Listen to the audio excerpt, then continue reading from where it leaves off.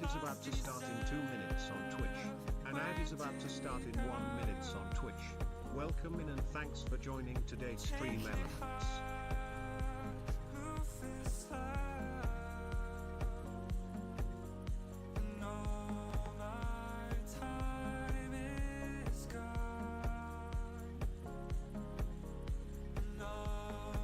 Welcome in and thanks for joining today, Matt.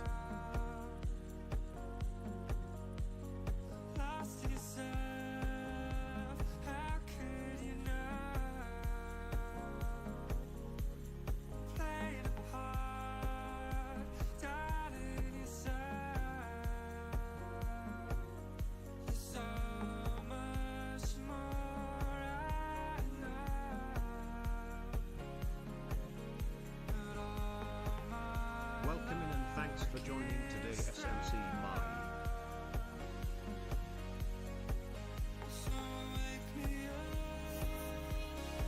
The ad is starting now and will go for 180 seconds. Welcome in and thanks for joining today Freightbird. Welcome in and thanks for joining today Dian08.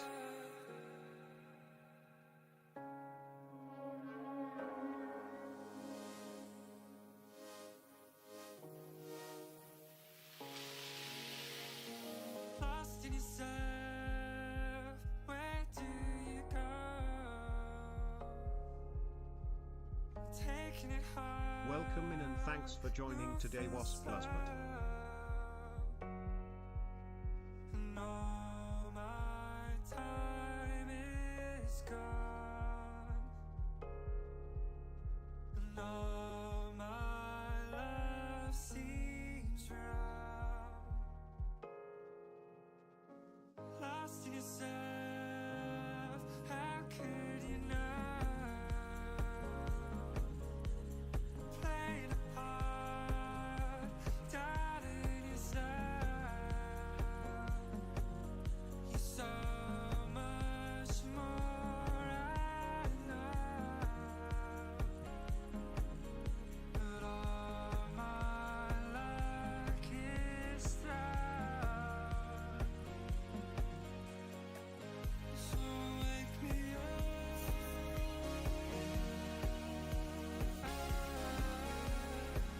So wake me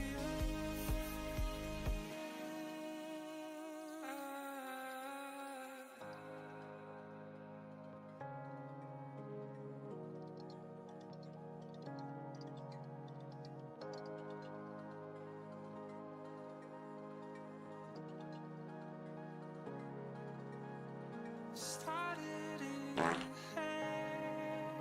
Welcome in and thanks for joining today Rugmatter. Have not discovered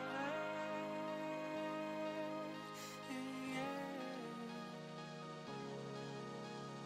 Started in your head. You have not discovered yet.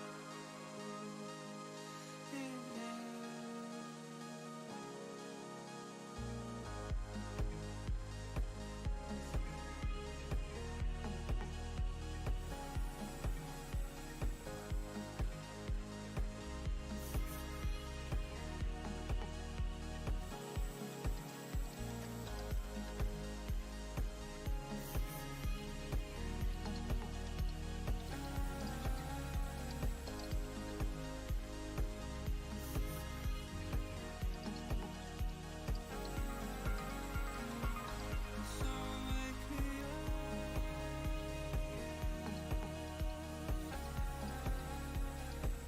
So wake me up.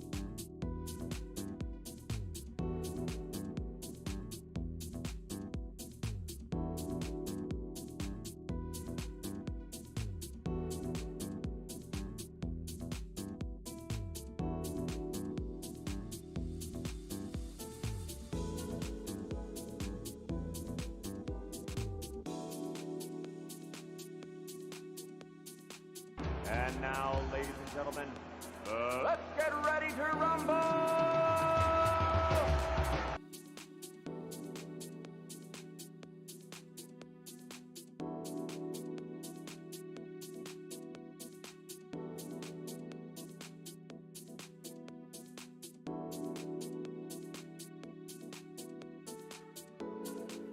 Do it!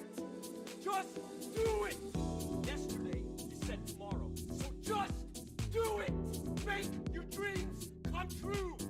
Nothing is impossible.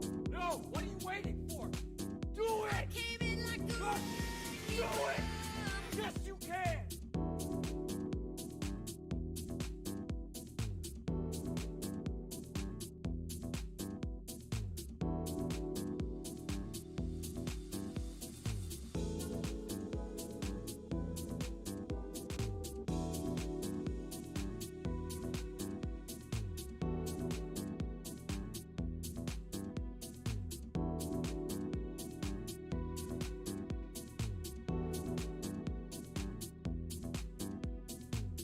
Get good, Brian.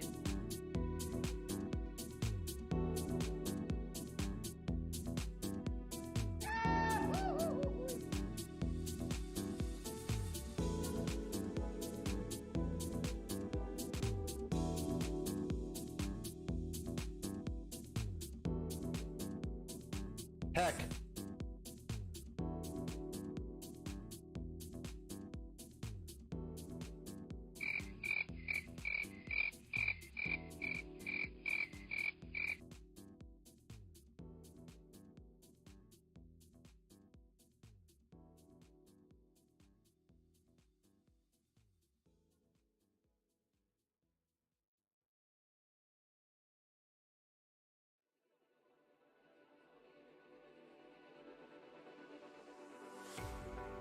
Bye, Felicia.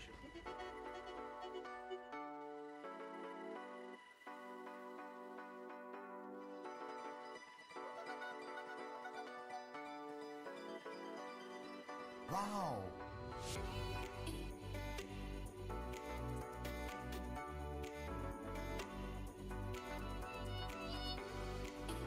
Oh my god, who the hell cares?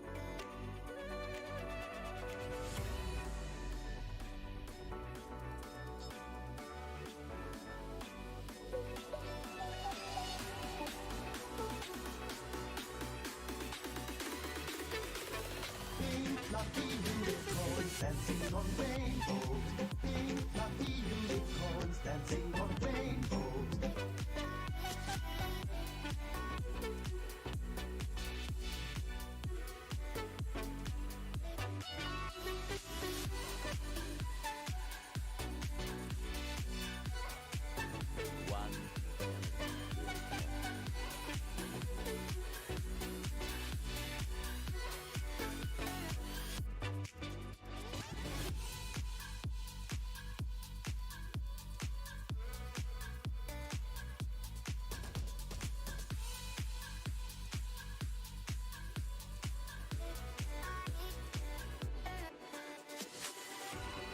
All right, all right, all right. I think we should stop.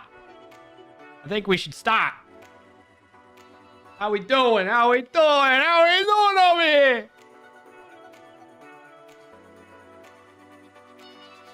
Are we live? Yeah, yeah, yeah, yeah. How much does a hipster weigh in Instagram? Ain't nobody got time for that. Ain't nobody got time for that.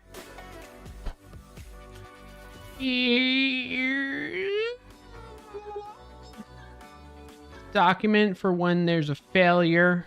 Think of it like a post-mortem. Ripping into a co. Welcome in and thanks for joining today, Clarkio. Thanks for having me. It is what you want it to be. All right, Rugmat Freckberg, May, Sean A, Rugmat Bot.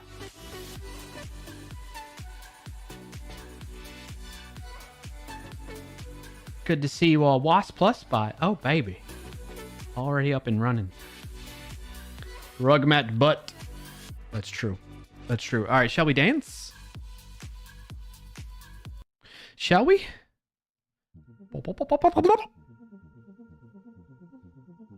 Should I brush the beard first? Hold on. Listen to this. Can you?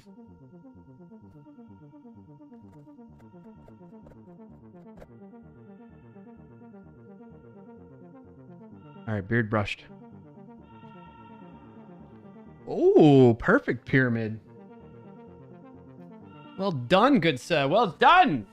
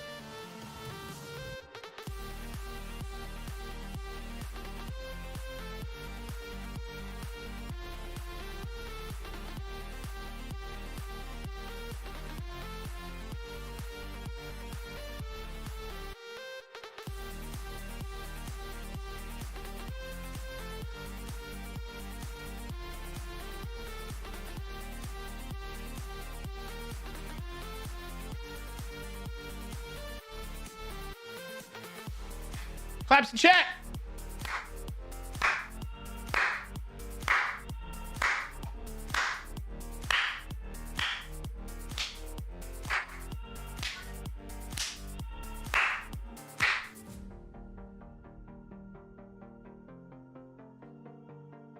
Awkward stares.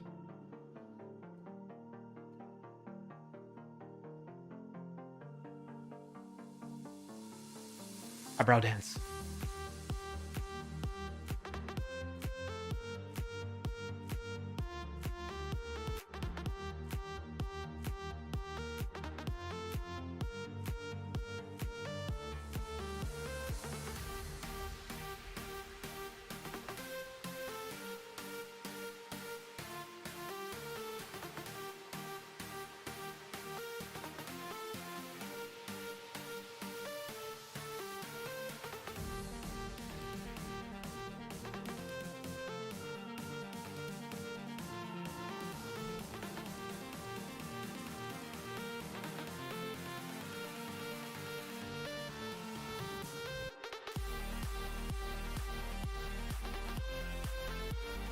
Oh, yeah.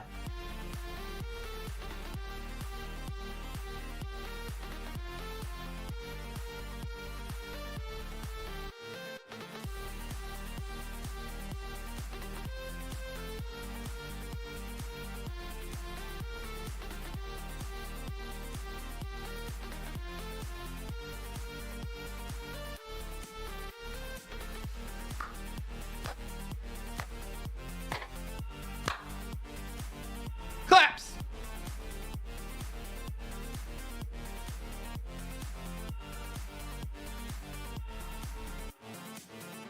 Woo! Whee! Welcome, welcome, welcome to the Clarkio Shenanigans Show. I'm your host, Clarkio. It's good to see you all. Thank you for being here. Thank you for watching on twitch.tv/ClarkIO, youtube.com/ClarkIO every Friday at 12:30 p.m. The Clarkio Shenanigans Show. That's me. How's your sister and baby? They're doing fantastic. Thank you for asking, May. Can't wait to go see them. We're supposed to go see them next month. We will be there for a week or so, which I will miss stream one of those Fridays. I forget what the date is. It's like mid-July. So heads up on that. But yes, thank you for sharing that. That's one of my wins of the week. They're doing great. My sister and now niece. So happy to be an uncle, a funkle. And all that stuff. But before we get into that, while we're working up to that, folks that are here that know the drill, start thinking about your wins of the week. Thanks for joining today, Matt's old vlog. What's up, Matt's old vlog?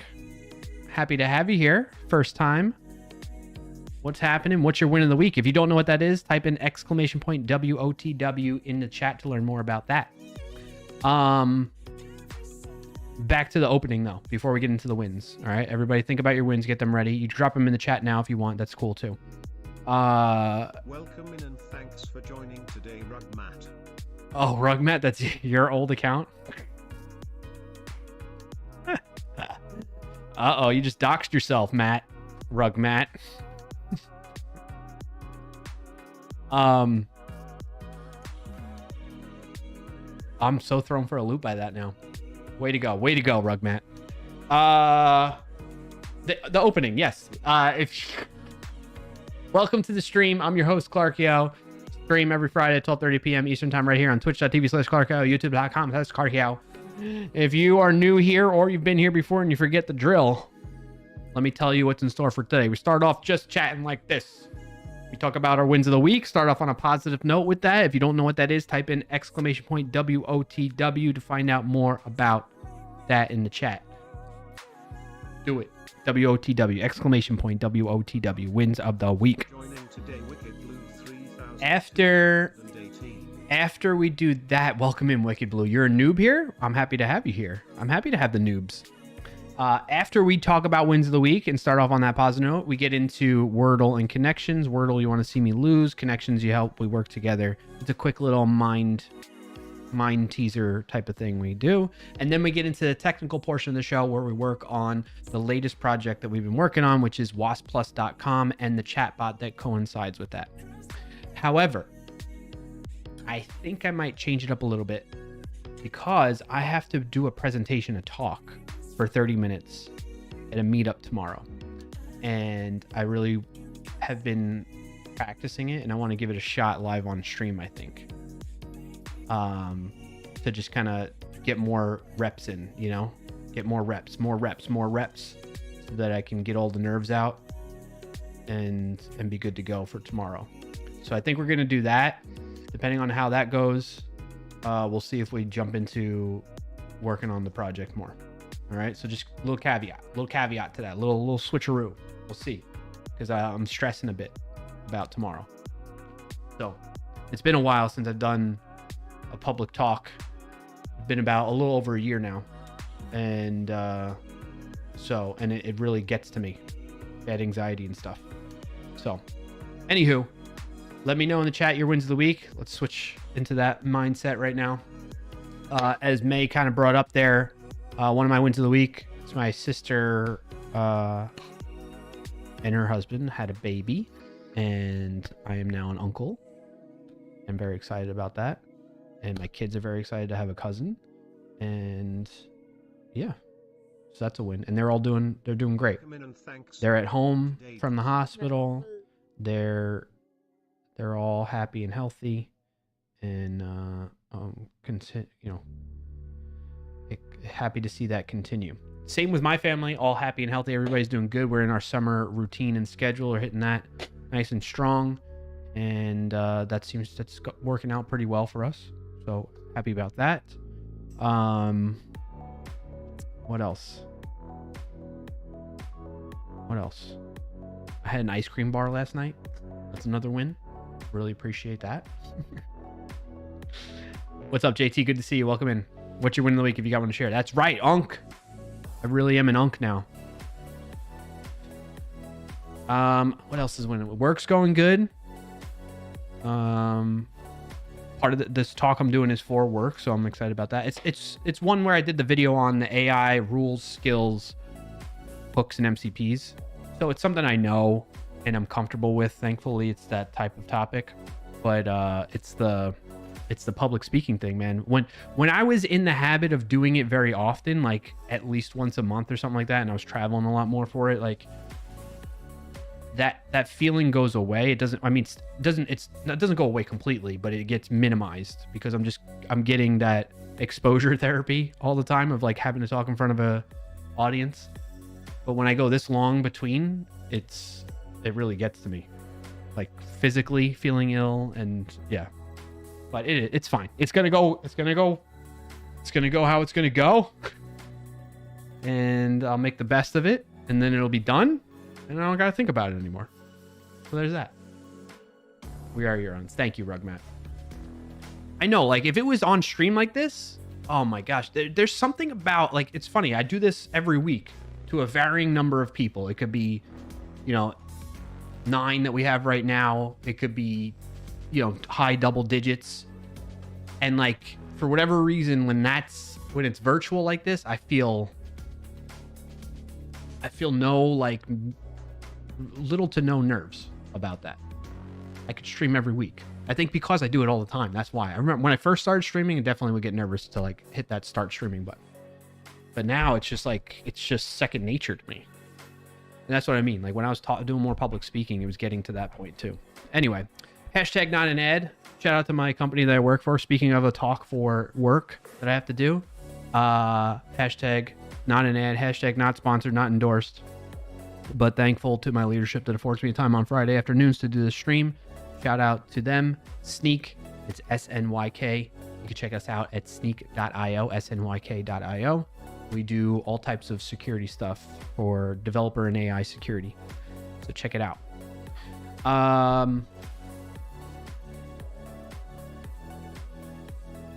There you go. I forgot I even had that command. Thank you, Rugmat.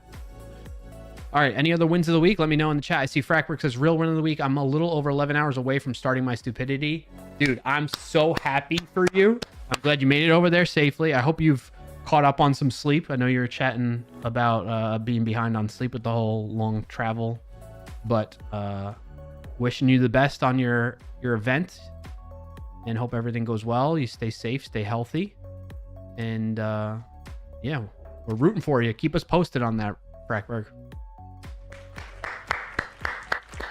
I didn't see your other win of the week yet.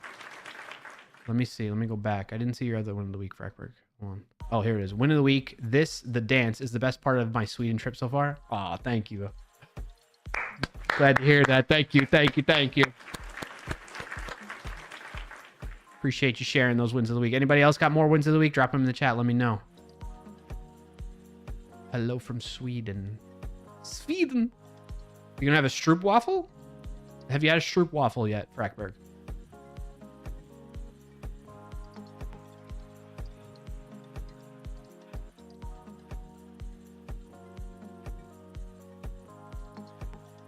Waiting for the stream delay for the question to hit the brain, the answer to go through the brain. Joining today, Frankie! What's up, Frank? You've not had a Stroop waffle? Oh, you gotta have a Stroop waffle. You should have it right before your race. It's really good for you. You have had pizza? And more pizza? How is the pizza over there? Frank, you got a job. I thought you already had a job. I didn't realize. Wait, what happened? Congrats on that. Round of applause for Frank. Good to hear. Did I know you didn't? Pizza's good there? Okay, that's good to hear, Frankberg. Although, are you a reliable source to judge pizza, though? I don't know about that. I don't know about that. Frank, tell us more. I feel like, did you mention? I remember when you left Microsoft and then you were working for that AI company and then you stopped working for them and you got another job now? Is that what you're telling me? What's happening, man? Tell us more. Love to hear it.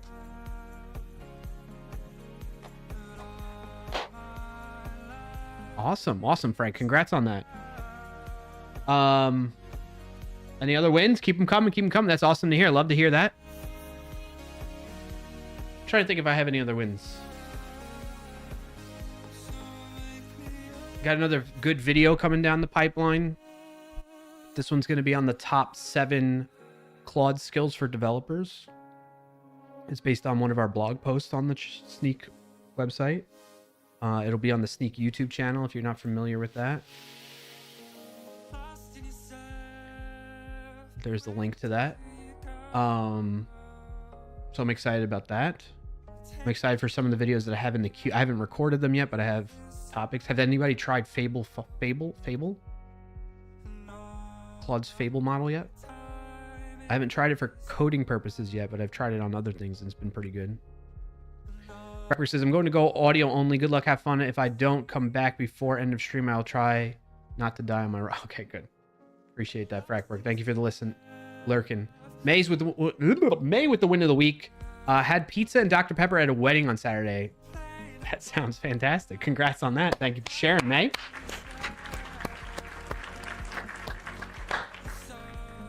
Frank says 20% layoffs at the after Microsoft company and accepted the offer for that new place this week. Okay, congrats, man. Very happy to hear that. Sorry that you got impacted by layoffs at the other company too. That's great, man. I feel like there's been an uptick in hiring slightly in our specialty and just in general. Amid all the headline news of AI layoffs and all that junk that's going on out there that I think is just marketing. It's still hard, you feel? Okay, all right. I appreciate that input. I'm glad you got a fairly quick turnaround though. That's good to hear, man. What else is going on? Like, what happened this week? Oh, my golf league on Monday night, I played phenomenal. Helped us get into the playoffs. So I'm excited about that. That was another win. And it feels like ages ago though. It was earlier in the week. Yeah. That's everything. Shall we play Wordle now? Keep the wins of the week coming. Well, I'd love to hear it. And again, it could be something as simple as you had a PB&J sandwich. Your favorite sandwich is PB&J and you had one? There you go. No crocodile of the golf part? No, no crocodile. No crocodile, no alligators. No worries. You talking about like Happy Gilmore? All right, Wordle time.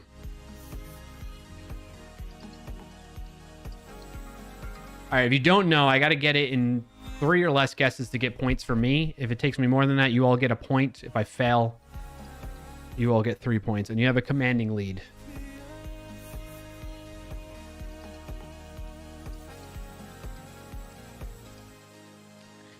Argue. Okay, okay. I should be able to get it in 3. Come on now. Come on now. Is it dream? Oh, on the right track. Is it break? There it is. Dang it. Oh, man, it was so close. That was a quick one, though. All right, on that note,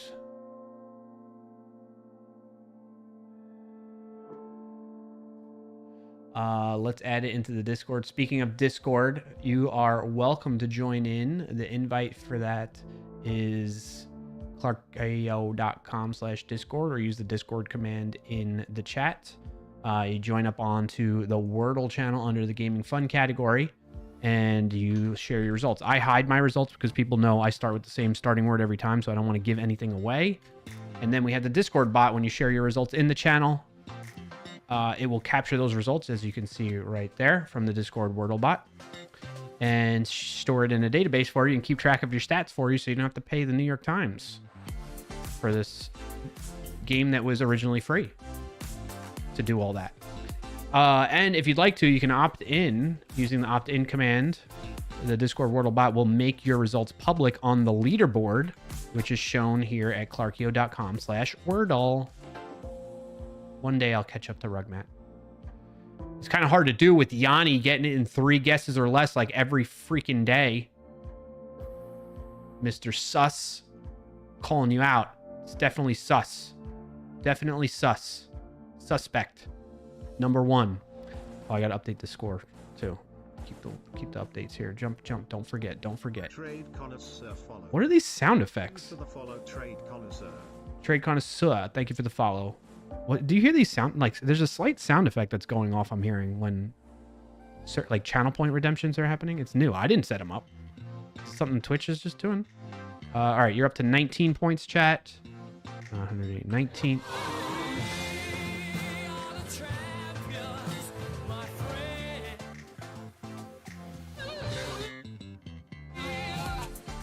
That scared the heck out of me. Okay, it faded out that time.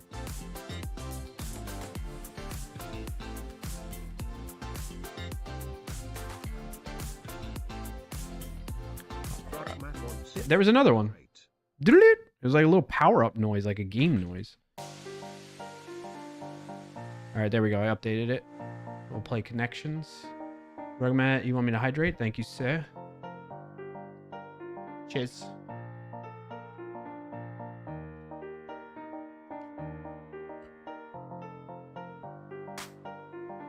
Rainbow overlay. I keep hearing like, is it coming across on the stream, that sound effect?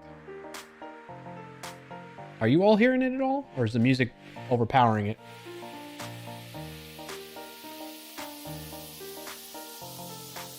You don't hear it? It's very slight to me. I don't know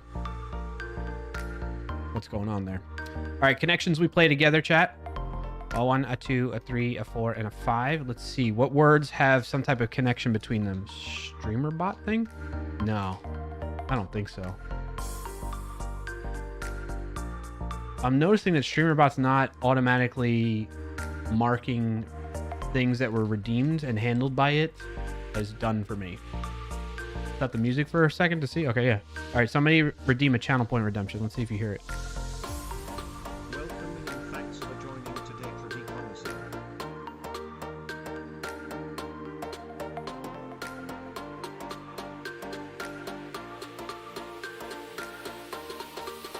Anybody redeem it? Redeem channel points. Yeah, did you hear that?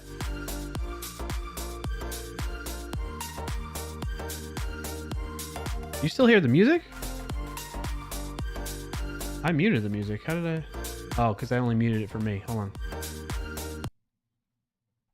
All right, now it should be muted.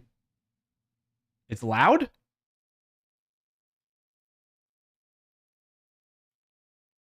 Music stopped. Music should be stopped. Like, I just talked over Rugmat doing that. There's another one. Watch streak reached. Frank is currently on a 3-stream streak. Did you hear that? Bleep. Bleep. You heard it that time? Freaking me out, man. No music and you heard the little blip. Okay, yeah. It must be new. I didn't add that.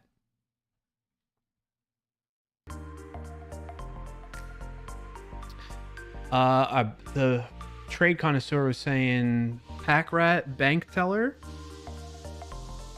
What else? There's supposed to be 2 more that go together. You got to get 4 words into connection somehow. Some AI agent improved your stream, right? Mirror selfie?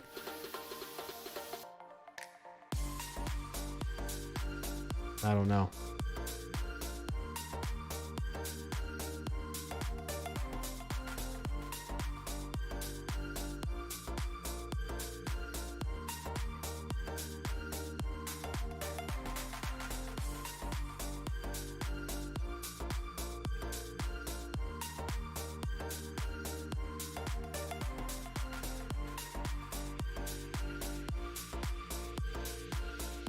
I saw that one coming.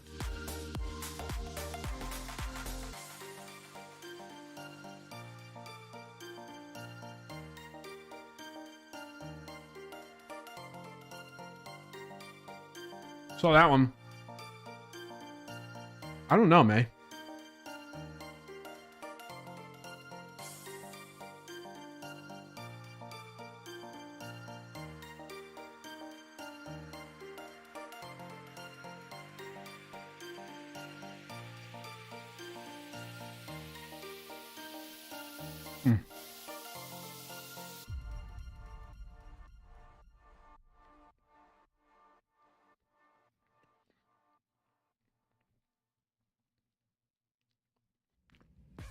Once you get past the 2-word thing, you just look at the first word in each one. I'm noticing the pattern here. All right, what's this last one then?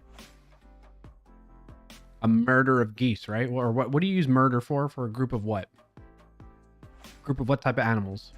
I know there's like a wolf pack, a lion pride, a school of fish. What about a murder of monkeys? A murder of rats? Murder of crows. What a weird word.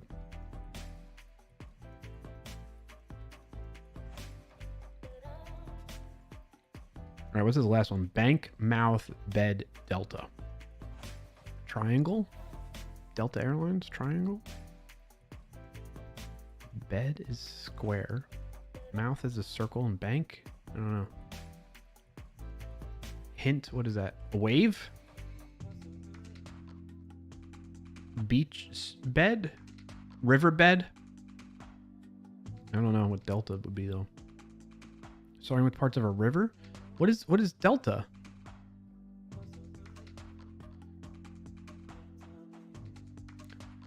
Riverbank, riverbed, delta? I thought murder was just murder. No. Murder is muck duck.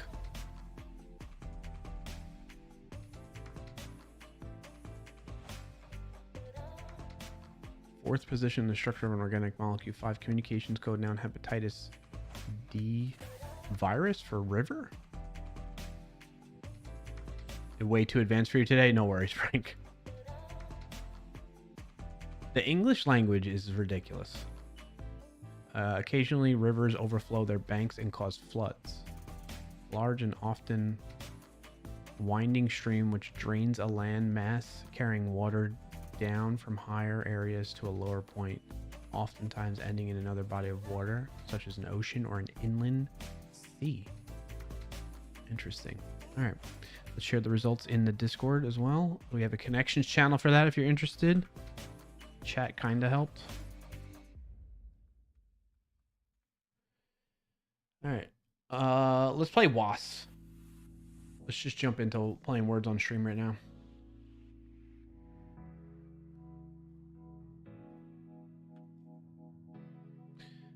We lost at level 144 last time. FYI.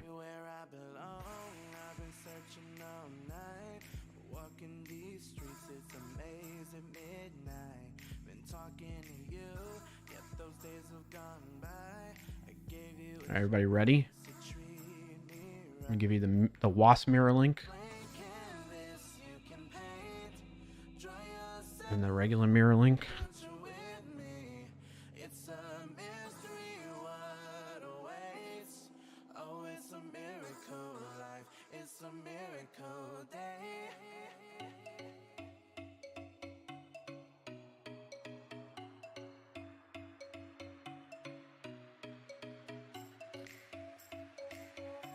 Did I get news from Fragberg? Yes, he was here earlier. He's listening audio only right now, Frank. He made it over there. He's doing well. He's got 11 hours until his big event starts. Ooh, connection error, Rugmat butt. Let's make sure the words on stream or Wasp Plus bot is connected. Okay, good. We're ready to restart. Enable CR.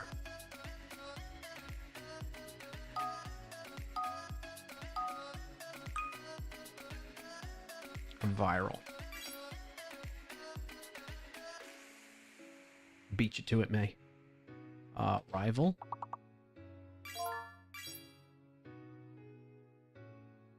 Arrival. Nice. Vile.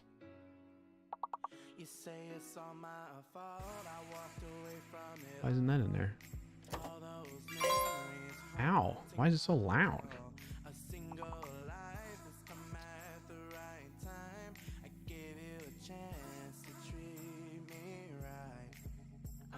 Larva.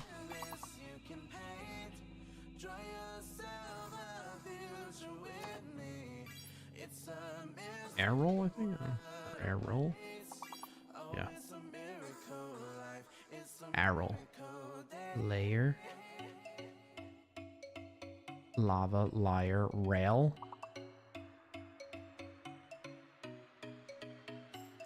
What's the area?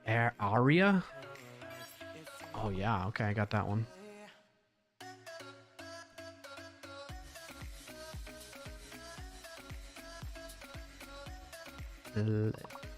Lira? Okay. All right, now we need a 5-letter word alphabetically before larva. Avail.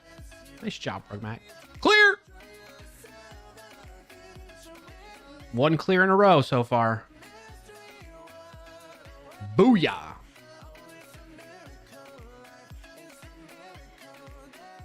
Test.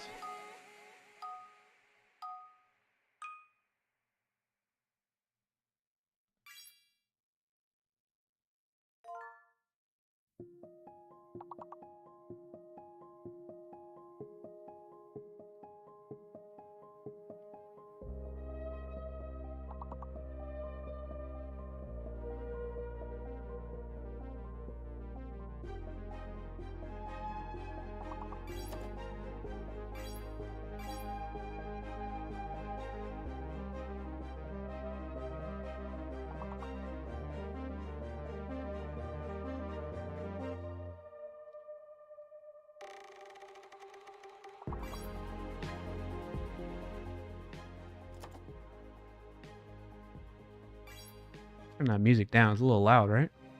Why did it get so loud?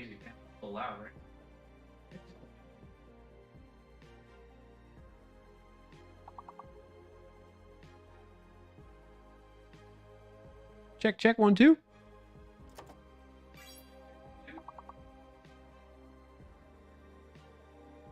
There we go. That should be a good volume. Right. Rotten.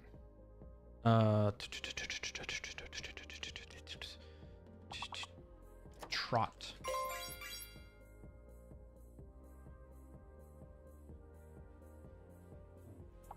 Note. Tone.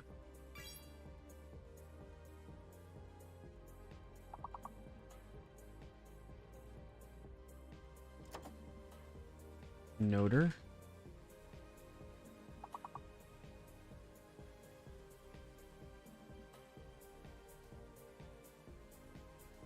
Why wouldn't noter? Tetro? Netro? Netro? What did we miss? Tort, tenor, otter, net, and turn.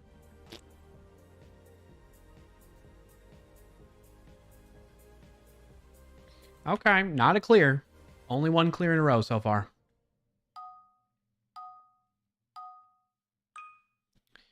Ooh,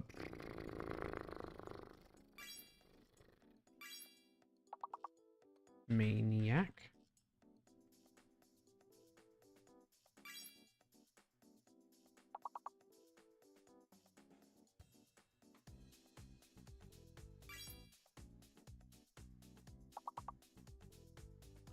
Do you know who got the new board? It was definitely on Dylan's stream because I saw Cartbot and Dolph in there as contributors to that board.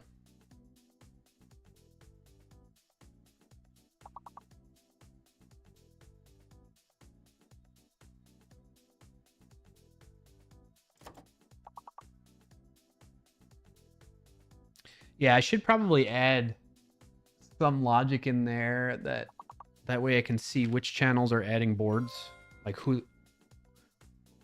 that board was solved by, basically. I should have done that from the start, but it is what it is.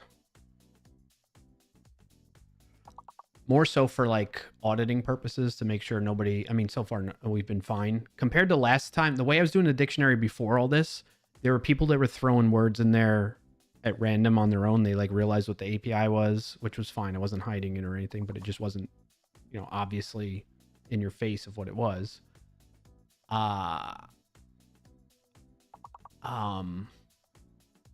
This time around, it's a little bit more constrained on like how you add a board. And so I think that might be what's keeping it clean right now. But yeah, it would still be nice to have a audit.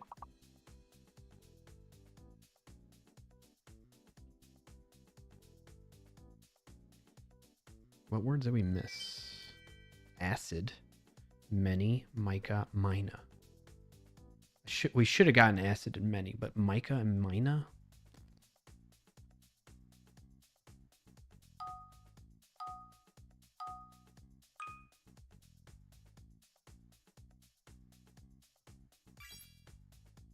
There's 2 I's and 2 N's.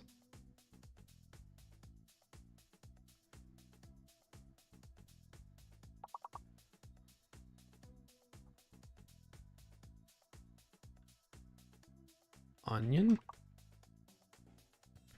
O-N-I-O, no. Onion.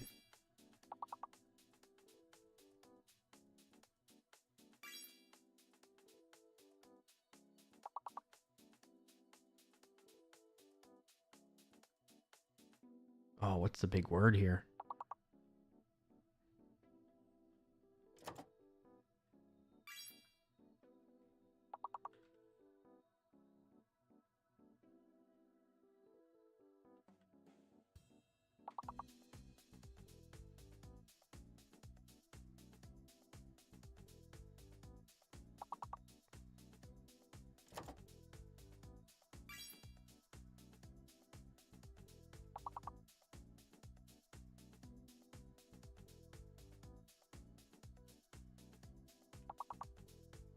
Why isn't veins in there?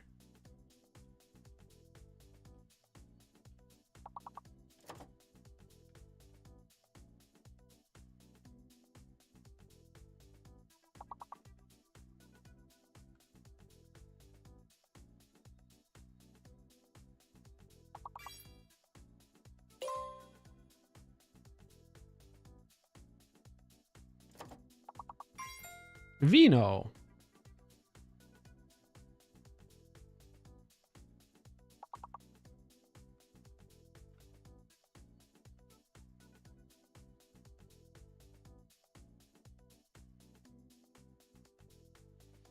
What's this big word?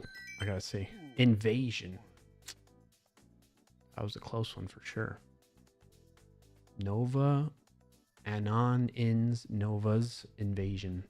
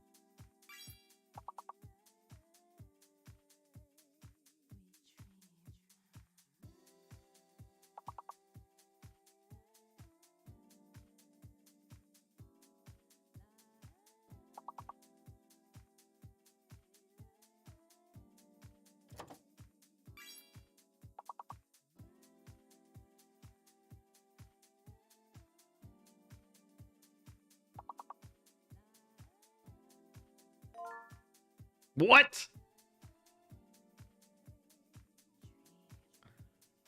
Flat fishes? Marine flatfish. Okay. Weird.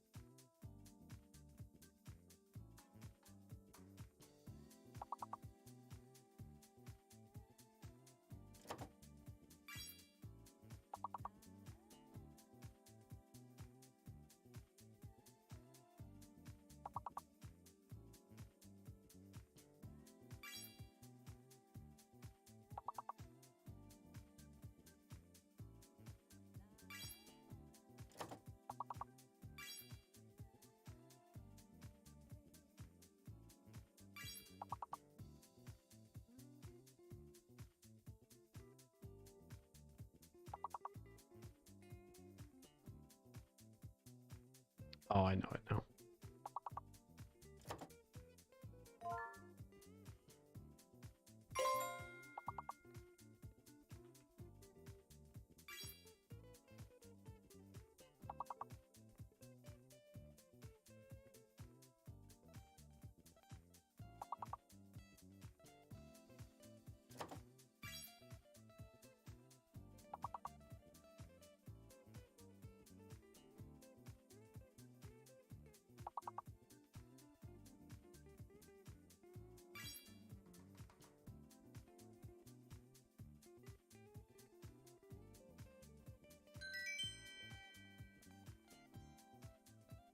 Dinged. Catching up to you, May. Catching up to you. A little gap right here. What happened there?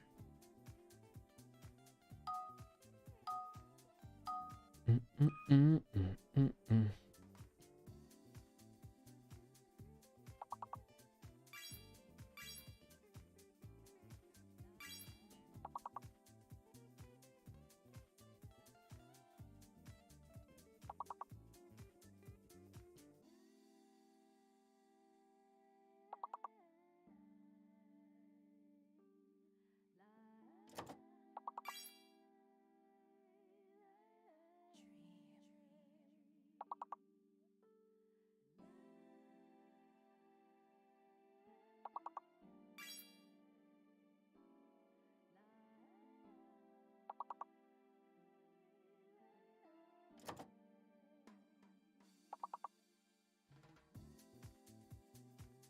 An ad is about to start in 2 minutes on Twitch.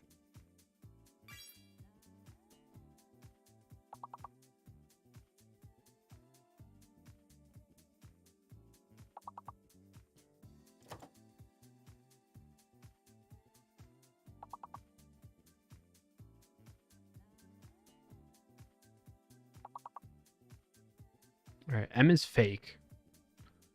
We haven't figured out the hidden letter yet, though.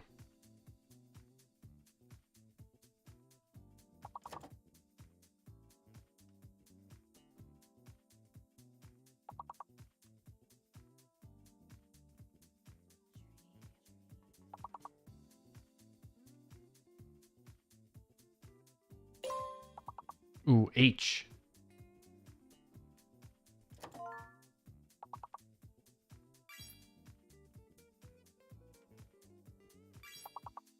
An ad is about to start in 1 minute on Twitch. Uh-oh. Uh-oh. No, older. Oh. Loser. I'm not a loser. Why am I calling myself a loser? All right, I'm going to switch to this view and set up the presentation. Oh, boy.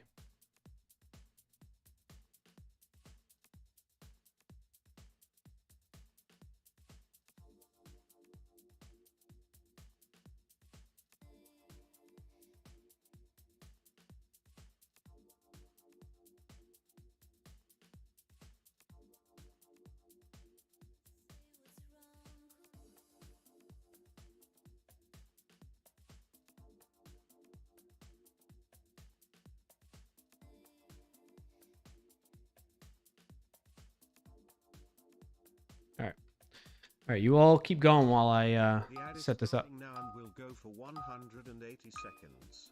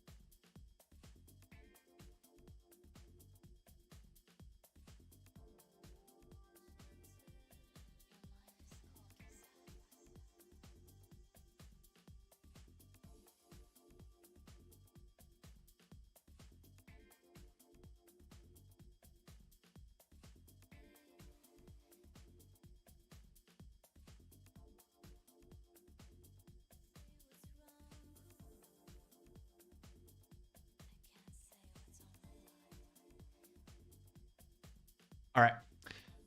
Just getting the code demo set up. Thank you for the Dylan! of subscribing, Dylan Carp. Appreciate you. Hey, yo, Dylan. Good to see you. Thank you for the 10 months resub. Appreciate you. How you been? What's happening? Have things slowed down a little bit? Hope you're doing well. Welcome in and thanks for joining today, Dylan Carp. Win of the week, got a new job. Oh, it's awesome to hear. Congrats on that. Round of applause. Oh, look at that. I see that now too. Thank you for that, Dylan. Glad to hear you got a new job. Congrats. Thank you for sharing. Finally settled in, technically end of my second week. That's awesome. Congrats, dude. That's fantastic. And then Sean, I see your notification now that they're showing it in chat. You've been a moderator for 30 months. You're celebrating 30-month modversary. Feels like it's been longer. It has been. You're almost up to triple digits in subbing too. Thank you for that continued support and being here. Everyone give Sean O.A. the shout out. Being one of the OGs, a founder, subscriber, and the mod of the stream. For those of you that might be just tuning in, I have words on stream going right now while I'm setting up for a presentation. I'm going to practice on you all. Okay? So prepare yourself. Signed in here? No, I'm not.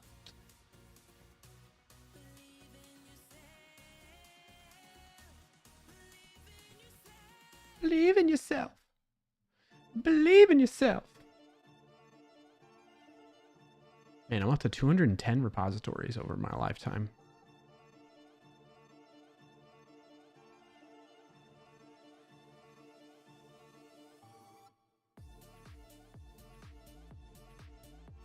This just became a job.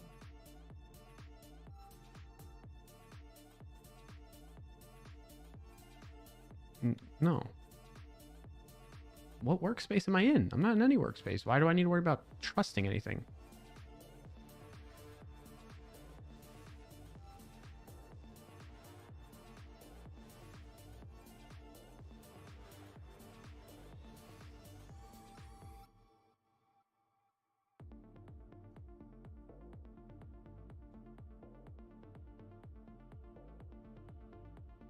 I think 6 rounds is crazy, not gonna lie. Of interviews, yeah. That's crazy.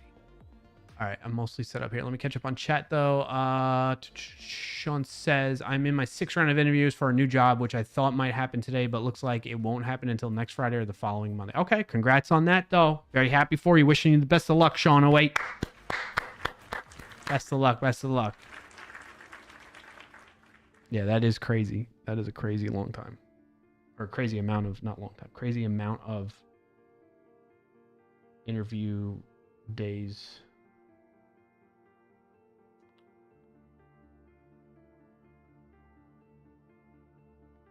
So I'm just checking on work stuff at the same time here.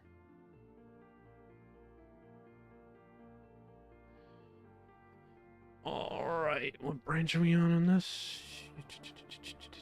Okay. Oh, the thing is, I think I have all my like MCP stuff already set up, don't I? On this machine, which is gonna mess with shit. Quad.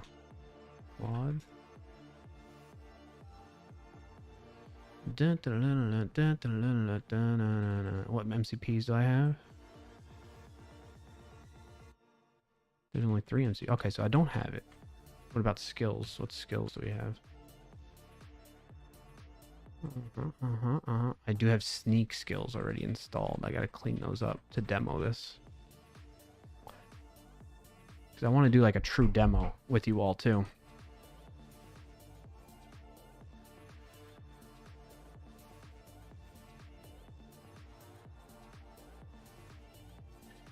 Let me see. Where is this located?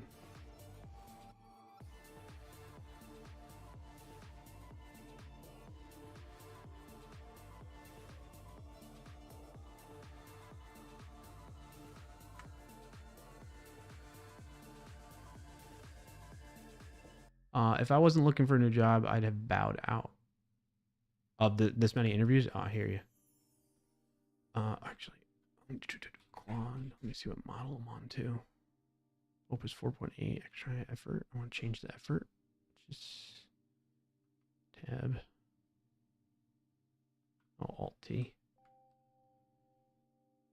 Yeah, I want thinking, but I want what type? Model. Opus. Oh, default should be Sonnet. How do I change the effort? Oh, okay. Max effort, low effort, medium effort. Enter. Okay, cool. Let's exits. Clear. All right, and then I gotta. Let's open up terminal. You all can keep playing if you want. I purposely set up words on stream this way so you can play while I'm doing this. It's up to you all. If you don't want to, you don't mind sitting here waiting for me to set up, that's fine too. C dev, ED skills, studio recipes. Let's git pull. Clear CD installer. Dist.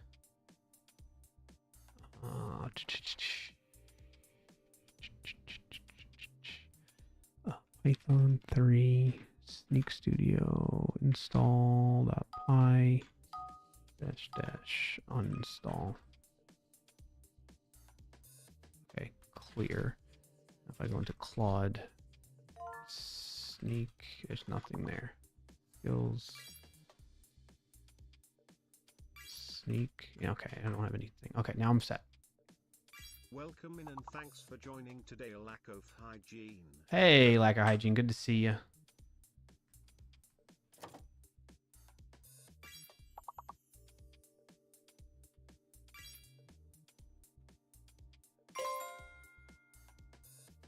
Okay, are we locked up there? What's going on?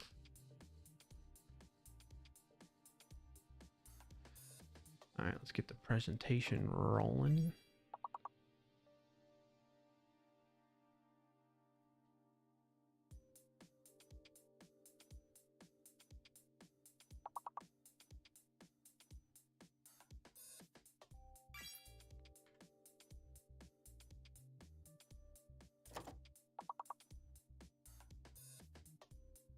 Are you all ready?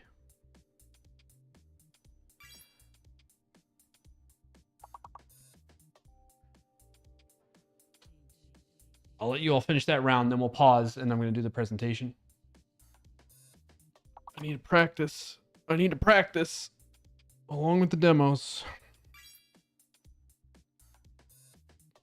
And I need you all to give me your honest feedback too. Like if you're like, that didn't really make sense, or you kind of, you kind of stumbled on this a little bit too much. Like I'm going to stumble normally because I'm like trying to think on the fly of things too and not just be saying the same stuff over and over again. But yeah, I want to know. I want to know what's good, what's bad, what did you like, what you didn't like as I'm going through it. Okay? All right, we're going to pause.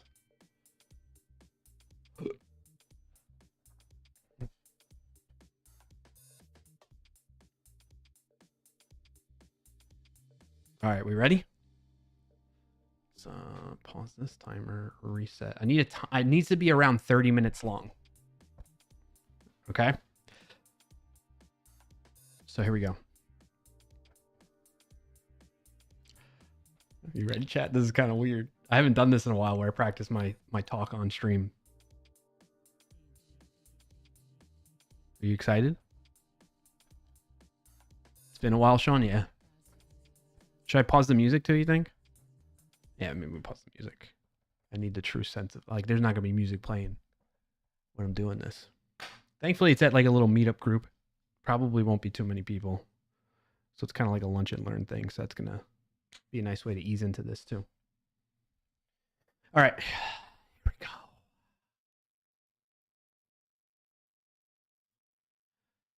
All right. So by a show of hands in chat, Be honest with me here. Who has heard of the words rules, skills, hooks, and MCPs kind of tossed around in conversations about AI, but you don't fully understand all of them or any of them? You just kind of nodded along, hoping nobody picks on you. Sean's got his hand up. Okay. You can't pause the music in my head. That's fair enough. Fair enough, lack hygiene. All right. Well, if your hand is up, same for me. My hand's up with you. I've been there before, and that's what was the motivation behind me putting this presentation together, this content together.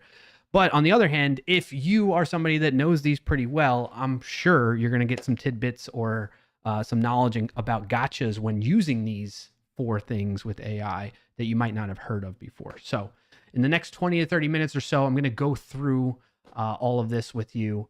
And I think I'm going to share, I think you're going to like it. And what I'm going to do is I'm going to give you the cleanest mental model I've found with these. 4-question decision framework you can start applying today. The single mistake almost everyone makes with them, and then some real examples of each, including 2 live demos. Okay.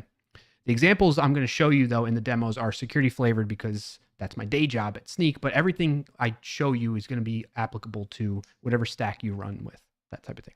All right, so now let's start with the bad news, though, okay?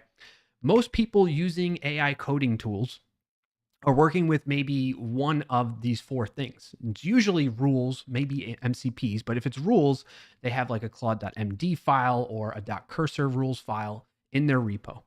And that means then they're missing out on about 75% of what actually makes these tools agentic and powerful and efficient. So it's not your fault though, okay? Because every tool calls rules something different for one. Then when it comes to skills, hooks, and MCP, they kind of sound like they could be interchangeable, but they solve different problems.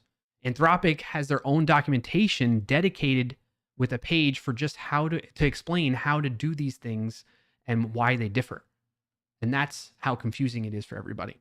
So let's try and untangle it in here. And next, I'm going to show you the whole map in plain English for you. So there you have it. 4 things: rules, skills, hooks, and MCPs. Each one is doing something different. Each lives somewhere different in your overall setup. And I want you to notice the little tags at the bottom there. There's soft, hard, and hybrid. Hold on to that thought of like what those tags are about, because it's the key to the whole talk that we're going to be going through.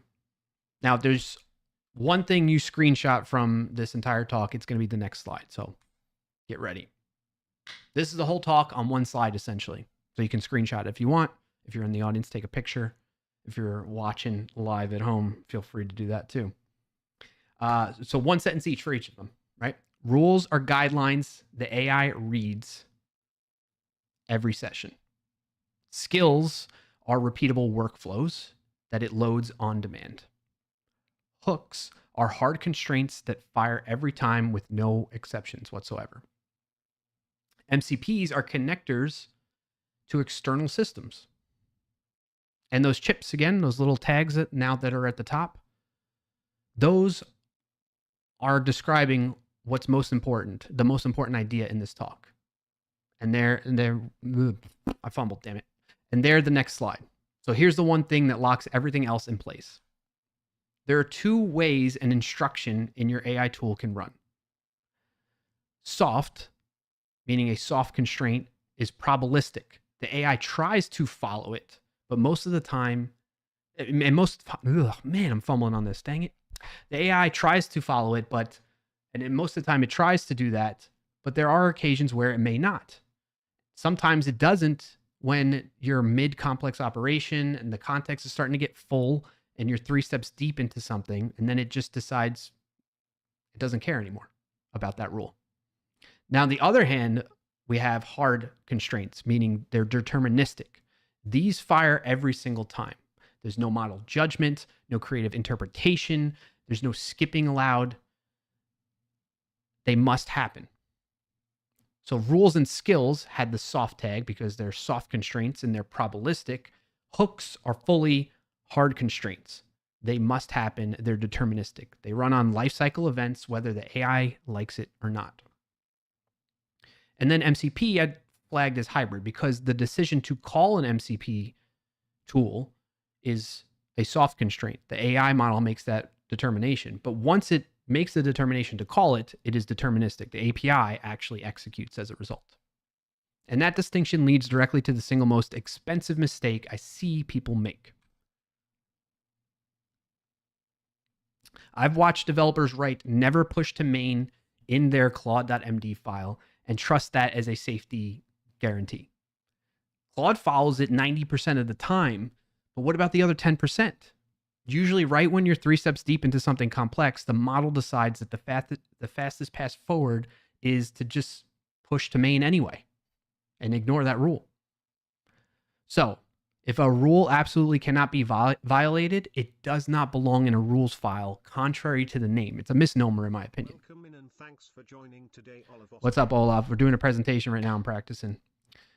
So it cannot be a rule, even though the name indicates a rule should be followed.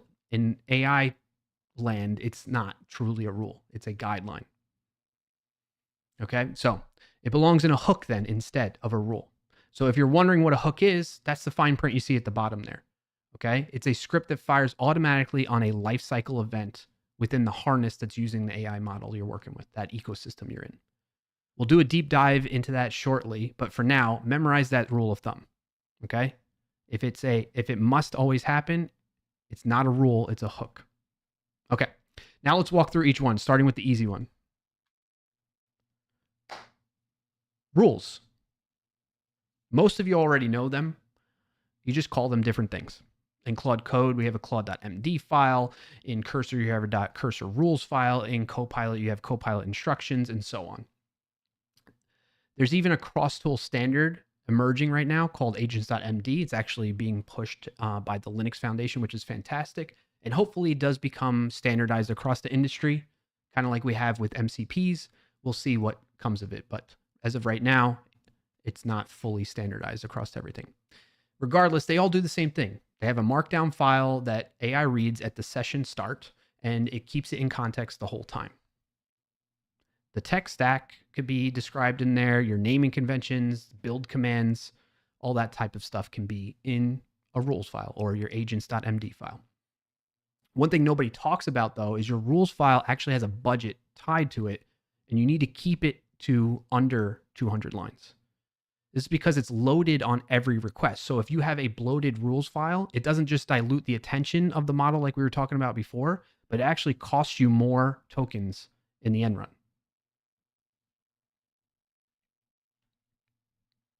Here's what that looks like with a security mindset baked in. We're going to use some real files and real output as an example here, okay?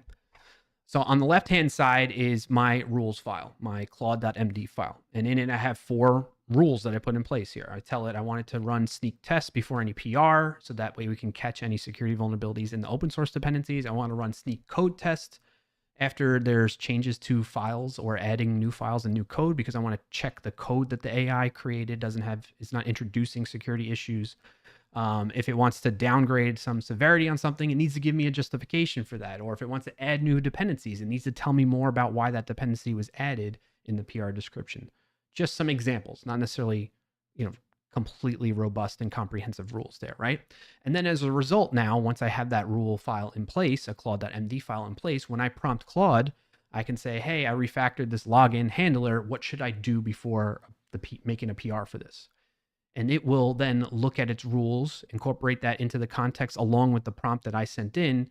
And you'll notice I didn't say anything about sneak, but Claude's response came back to me and said, you should do these steps: run sneak test, run sneak code test, run PNPM test. Maybe that's some from other rules that might be in there or some other context that it figured out on its own. That sort of thing happens. And that's where rules come in and really help out as something that gets injected into the context of your prompts with the model that you're working with every time you're working with it. So you don't have to keep repeating yourself in that regard. Okay. So, and I really want to emphasize that, like, I never said anything about sneak. It picked up on it. And that's our clue to see that it is indeed leveraging the rules file. Now, will it always reference sneak and realize that to call that out as part of the response for a prompt such as that? Maybe 9 times out of 10, but there might be one time where it doesn't. And I expect it should. So it's something else to keep in mind as that caveat there. So again, this is a soft constraint, soft rule, and it works almost every time. So what happens when a guideline isn't enough and you want Claude to follow like an actual step-by-step procedure? That's where skills come into play. A skill is a folder essentially, right? And inside it is a skill.md file with some metadata and instructions for you, maybe some optional scripts, templates, and reference docs, an expertise package, if you will. So it's not a prompt, but an actual procedure to follow. And the killer feature here is what's called progressive disclosure. So what happens is at session start, you start a new prompt with a model. Only the skill's name and description gets loaded as part of the context then. So the full instructions only enter the context when Claude decides that that skill is relevant to the prompt or the certain task it might be working on, the step that it's up to. That's when that added detail that goes along with the skill gets loaded into the context. So right then and there, that tells you can have like 100 skills installed, but it's basically zero cost until one of those skills gets triggered within that session.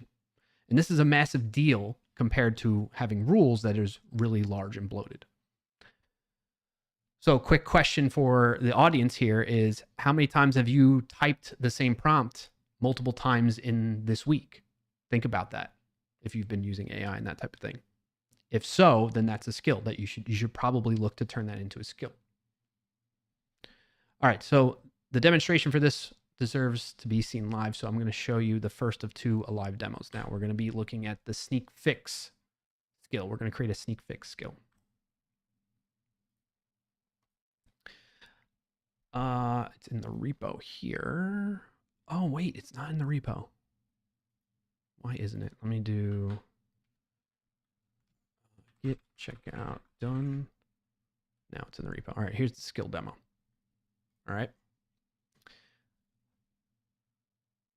Let me copy all this and then we'll go back.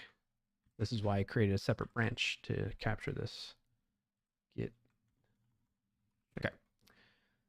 So we need a Claude folder that's local to this. And then we need a skills folder. And then inside of that, I'm going to name another folder with the name of the skill I want to create. So sneak fix, we're going to call it here. Okay. And then inside of there is where I'll create the skill.md file. And then I can paste this in. However, not all of it is what's needed. This is the example. All right. So here's the example. There's front matter, which is designated by these three hyphens. And then it gets closed out by the hyphens here. And you can see this is where all the metadata comes into place. There's the name, the description. The description of it is really important because this is the details that helps the model know when to use this skill on its own, or you can manually trigger it. There's a way you can do that as well. And then it leverages some MCP tools that I have set up or need to have set up as a prerequisite for this one in particular, what it's compatible with, some metadata. And then we get into the actual procedure, right? The workflow for sneak fix. And it goes through, this is copied directly from what we have for sneak actually on our github.com/sneak and studio recipes. It's really nice because you don't have to manually add this stuff. You can actually run an installer from this repository here to get everything related to security checks and guardrails around any AI tooling you're using. It's compatible. So in any case, I'm manually doing it here, but I'm just sharing with you all that there's a way where you can just have it all done for you with that repository that I shared there. Okay. So this is the skill. And now that it's in there, when I go and open up Claude from, let's say, my CLI in this case, you will see that I can now reference sneak fix and I can call it if I want. So in this case, I should have one dependency that I know intentionally has a vulnerability in it. In fact, we need to save it like that. But before I do that, I actually have to run npm install. So let's do that really quick. Note to self, I should have this done ahead of time before, which I do on my other machine that I'm going to be presenting from anyway. So, and you can see the npm audit is showing there's a critical severity vulnerability too. All right, let's get Claude. And I'm going to tell Claude, hey, sneak fix, check my dependencies. Or I don't even need to manually trigger it. I can go, check my open source dependencies, if I can type it, and it will go through and look at my package JSON and my and leverage the sneak fix skill to figure out what dependencies, the security of the dependencies that I have for this project, if there are any vulnerabilities in them, and then what to do to fix them too. But for the sake of the demonstration right now, I'm going to stop it. No sneak MCP tools are wired in. Yes, because I intentionally uninstalled everything. That's why I stopped it there. But for you all that are watching this right now, I would end up showing and you'd see on the screen how it used the sneak skill and the sneak MCP server to check out the vulnerability that's found in here. In fact, that should be no workspace folder was granted trust. That might be part of the problem on this machine too. Anyway, all right, back to the presentation. Welcome in and thanks for joining today, Charzikarizard. Welcome in and thanks for joining today in underscore. What's up, Charzy?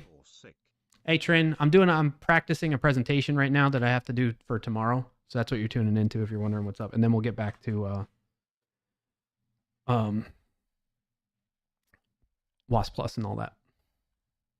All right, so that was skills in a nutshell. An example of a sneak fix skill we went through. I told you about the front matter that was in there that Claude sees at session start. The body of it is the playbook that it needs to follow when it uses that skill, and how we can go about triggering that, whether we directly trigger it from the / command or through a prompt that is like vaguely referencing that. The model will pick up on that and go from there. All right, moving on. Next up is MCP. MCP stands for Model Context Protocol. This is one of the ones that's been around probably the longest out of all of these extensions of AI tools that we're talking about today. Anthropic launched it in late 2024, and this is now governed by the Linux Foundation and supported by every major AI tool that's out there. The job is simple of the MCP. It's a standardized adapter. You want the AI to read, if you, excuse me, if you want the AI to be able to read and write data outside of your chat window, you need an MCP.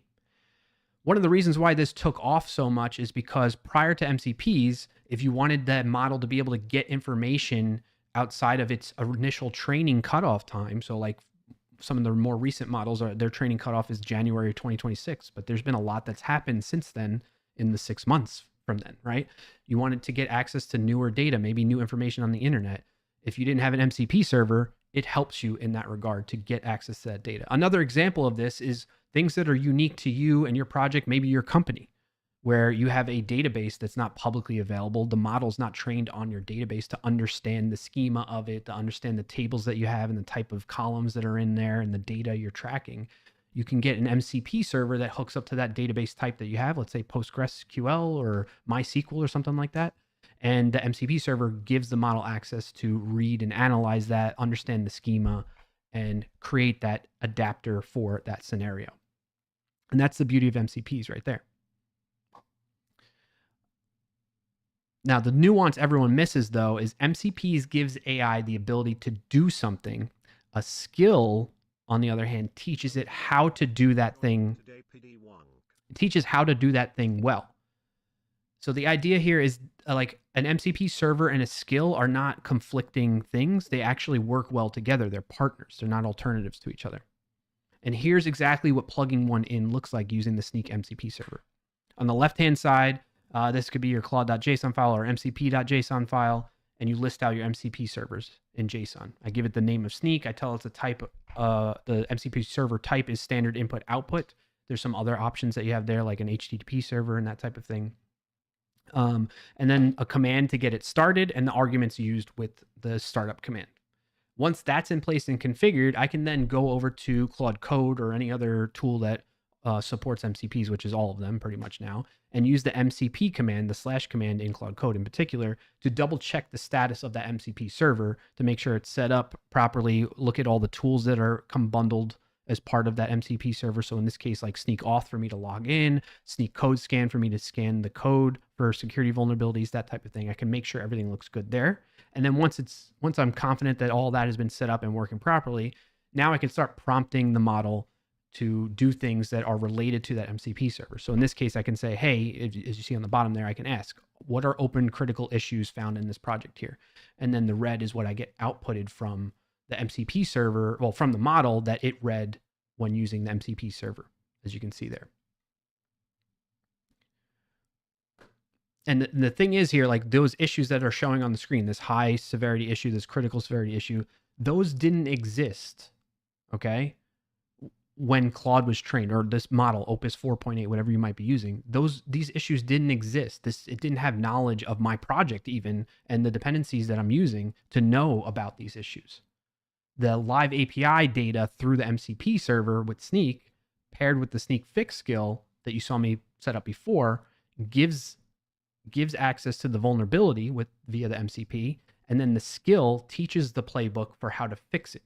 So now it's this access via the MCP server plus methodology via the skill that goes along with it paired together. Starting to get that? Does that, you know what I mean? The pairing of these two are really partnership, not alternatives again. Okay, moving on to the last concept now, which is likely my favorite one because it's the one that makes everything else kind of safe, and that is hooks. A hook is a script. And chat, I see you all moving. I'll catch up with you in a second. I'm trying to run through the presentation once before jumping back into your comments there. A hook is a script that could be a shell command. It could be an HTTP endpoint, even a quick prompt to a faster model, smaller model, and it fires automatically on a lifecycle event. The defining property here, though, is that it's deterministic. It's happening every time. There's no AI judgment in the loop to decide whether this hook gets fired or not. It is happening. So on the left-hand side, you can see I set up a hook via the Claude settings JSON file. There's a hooks object, and then I add in, based on the lifecycle event name I want to use, in this case, pre-tool use. So the idea here is before bash gets used or a bash command gets run by the model or the harness around the model, I want to capture that and run this command, this gate.sh bash script.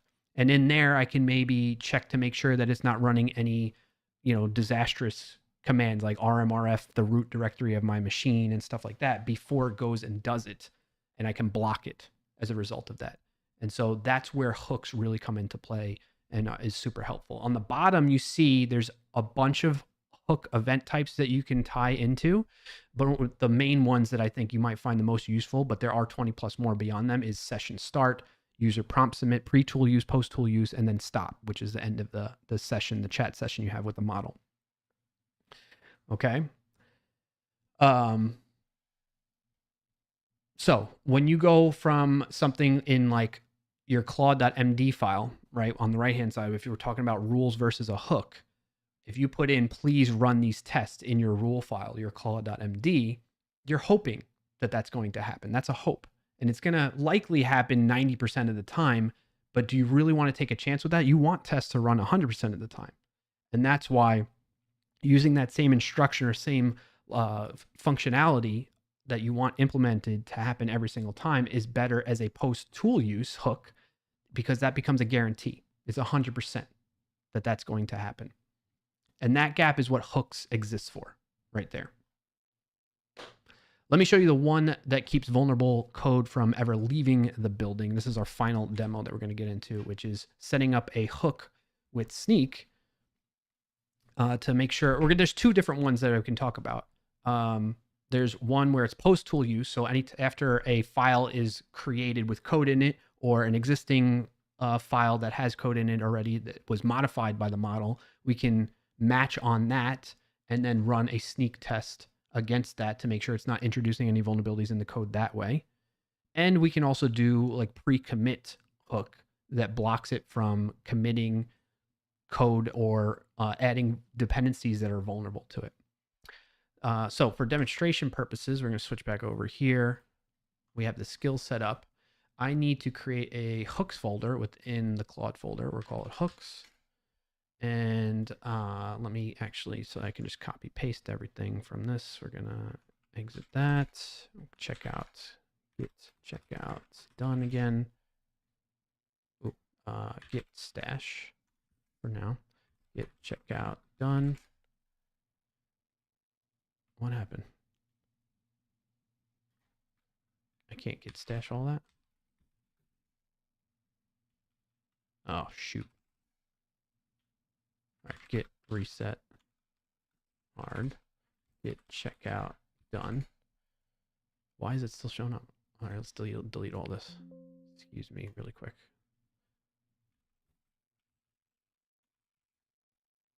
Are you kidding me? Please remove. Package lock. Get checkout done now, please. Thank you. All right. I'm just going to show it instead of creating it.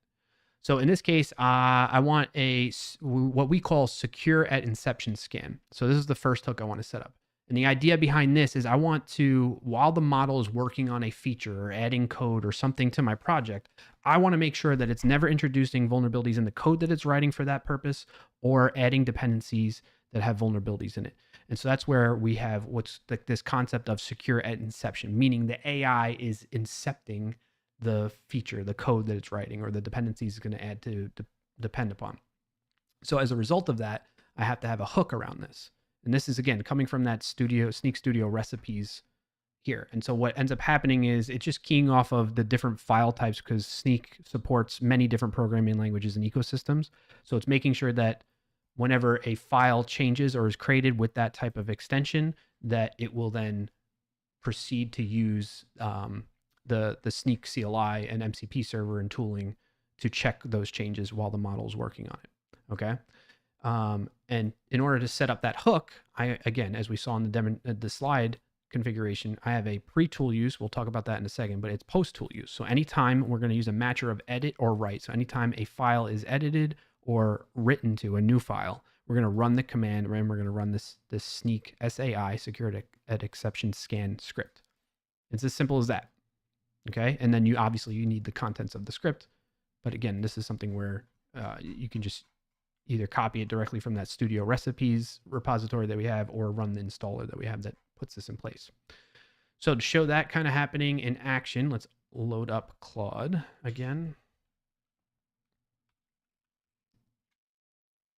And let's do this. I wanted to add an API endpoint to the project, which actually is already in there. I can let it try. Let's add an NPM endpoint that takes a US date format and converts it for British format. Let's see what it does with that. Even though it's already done. This is this branch I'm on is the finished solution. So we'll see what it does. But the point being here is as it goes through, right now it's getting context and reading the project before it makes any decisions, stuff like that. But as it starts making changes, once it gets to that point, we want to look for the fact that it's going to leverage Sneak. It's still reading files right now, so we're going to wait on that, let it keep going. 1 minute warning. Really? I'm already almost at 30 minutes? Probably because I paused to talk to people. Is that what you're saying, Sean? Sean, wait. I mean, if I go over a little bit, it's okay, I think. All right, so it's asking to edit, make changes to the HTML file. I'm going to say yes, go ahead. Make this bigger so we can see. Read 3 files. Is it done? Oh, it's done already. Oh, because it only, damn it. That's what you get for doing a live demo. And I think it's because I already have it in place. So it didn't. But the idea, I had the pictures. I'll show you in the slides. Hold on.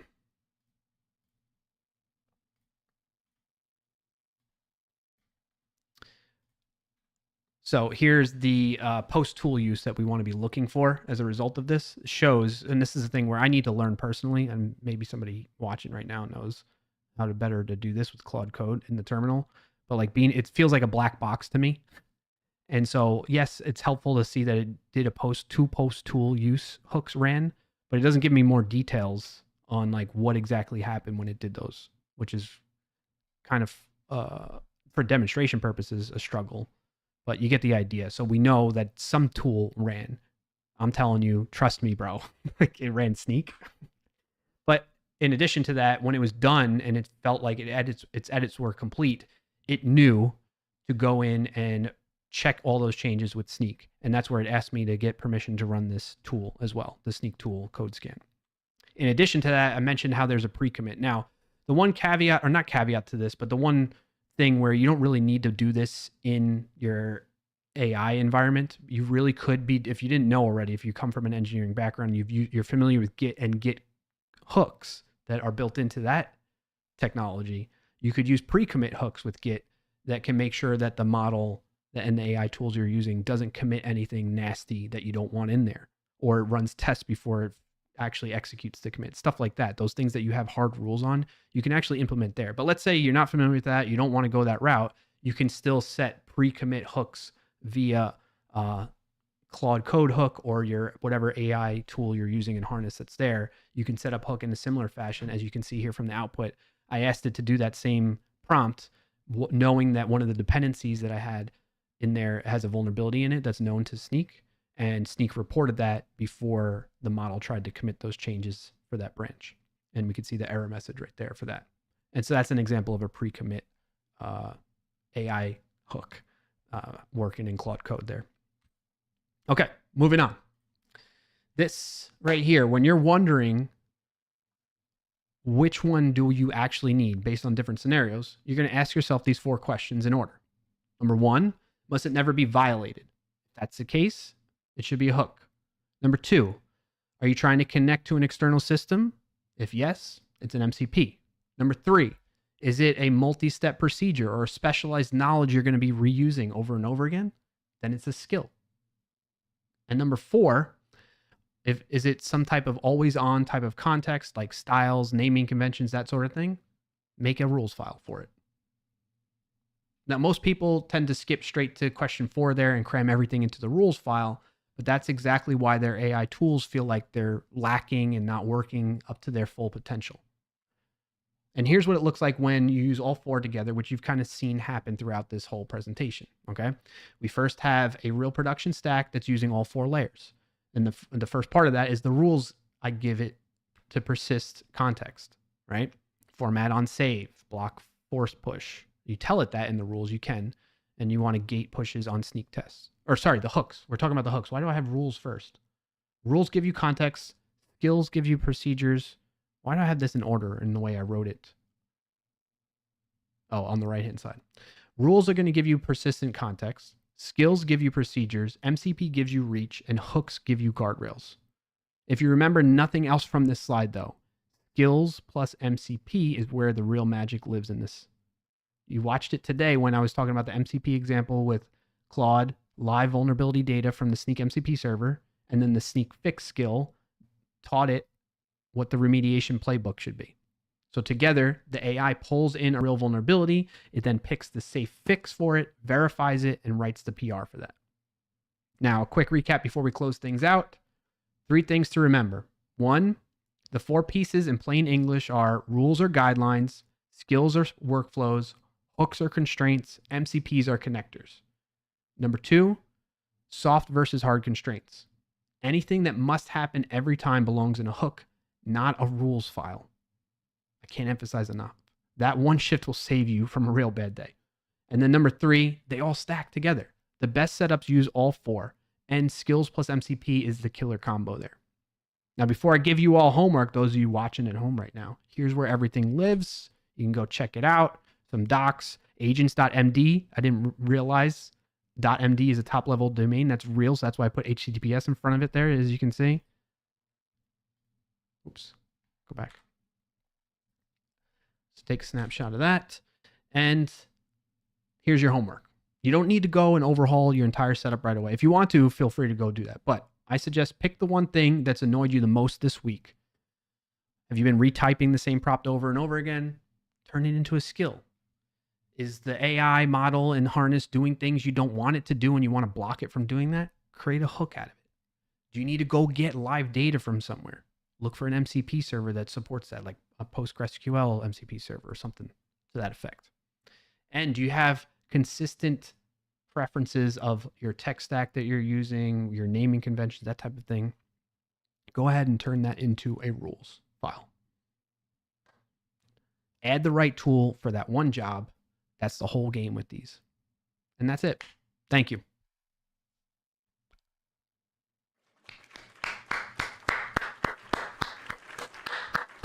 All right, how'd we do? How'd we do? How'd we do? How'd we do? Let me see what you're saying, chat. I'm gonna bring up the chat now.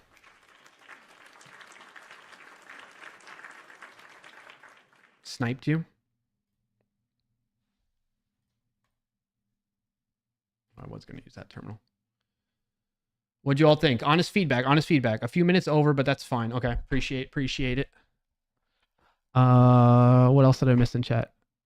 I disagree, Olaf. Hooks can't beat prompts in my opinion.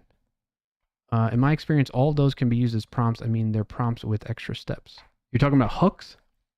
You can if you want, but then there's the key thing I'm emphasizing there is that prompts and rules and anything you put in context to the model is still making its own decisions. No matter how much you guide it and try to tell it where it needs to be and even correct it, there's no guarantee it's going to always do what you want it to do. So there's a high probability it will, but the key thing is like it's a probability in the first place. It shouldn't be a probability. It needs to be deterministic. It needs to be definitive in certain cases. Other cases, it's not as big of a deal. If I understood, hooks are instructions loaded through settings JSON. Yes, but the key, so there's something else that maybe I need to emphasize throughout this talk. There's a difference between the model and like what's sent to the model and then what they call the harnesses, essentially a wrapper. Like the industry likes to use the word harness, like it's a fancier, more polished term, but it's really a wrapper around the model. It's an interface, a thing that you use that behind the scenes talks to the model for you. So that you like when you go on the website, right? When you go to chatgpt.com or you go to claude.ai, that is just a UI that takes what you're saying and sends it to the model behind the scenes on OpenAI servers or on Anthropic servers, right? So it's a harness, and they're doing things before it sends the whatever you just typed to the AI model. They're adding things to that or detracting things from that, or maybe massaging what you said into a different thing to try and help you get the best results from the model as possible. So when we talk about the settings that you're referring to, Olaf, that settings JSON, it's the harness around Claude in this case, around the Opus 4.8 model in this case. The harness, the software, the app that's running on my machine, it's the setting for that. And so that is coded in such a way to respect the settings JSON. That gets loaded into the software. That's how Anthropic developers wrote Claude code, the harness around it, to behave. That's what's giving us this capability, actually. And so that's happening before it gets sent to the model itself, actually. Does that make sense? Am I able to define what's an agent? That is an overloaded... I'm glad you asked that question, too, because I think it's a bit of an overloaded term in the industry. Because to some people, an agent is just like a markdown file, like a set of instructions. And to me personally, I think an agent is something that can run autonomously on its own without needing further manual input until it's completely done with a task. That's what an agent is in my mind. But I think depending on the context and the person you're talking to, you might get different answers in that regard. My boss asked, does your agent have a name? I was like, I need an agent with no, yeah, exactly. I get what you're saying. I've seen agent associated to autonomy. Yeah, I mean, think about it. Like something that has agency. It has the ability to not govern itself, but like operate on its own behalf, right? That to me is what an actual agent is. Some process that can run on its own and complete a task without needing manual help or assistance, or being interrupted. Lack of hygiene says the LLM is just a fancy autocomplete. The harness augments and sends prompts to the LLM, interprets the results like run tool messages, and does this in a loop until the LLM reaches an end state. Yes, I think it's an oversimplification of saying it's a fancy autocomplete, but I'm with you. Like I agree. It is a very highly sophisticated autocomplete plus, if you will. Together they are an agent. See, that's what I'm saying. Like, I don't disagree with you in a way that like the harness and the model are an agent in themselves, because you could consider it that way. But like, if I'm thinking strictly in my mind of an agent, agent, I feel like it creates the agentic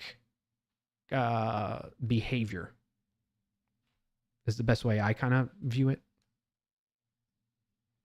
Shauna White says, an example hook I have is that post tool one outside of the contact of the LLM. It automatically logs the input, output, command, etc. Another example is that pre-tool. I have a bash script that checks if this is an npm install command. If so, it won't allow the Claude code binary from running it. Yes, gotcha. What else did I miss in chat while I was going through that? Hygiene says hooks don't go to the LLM, the harness runs them directly. Yes, exactly. That was a very succinct way to respond to what I was saying, or very succinct way to say what I was trying to say in response to Olav's settings JSON comment in the chat.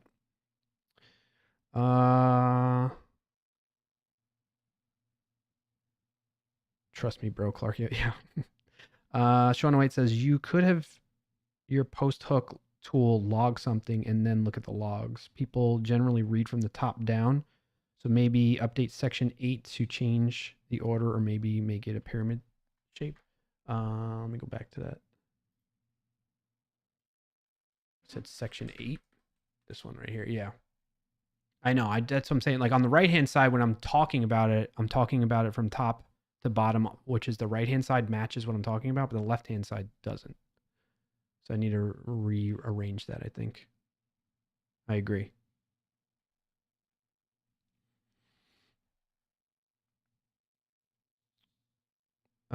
Oh man, lately bash scripting's been my bread and butter, says Olav. I'm even watching courses about it. Nice, good.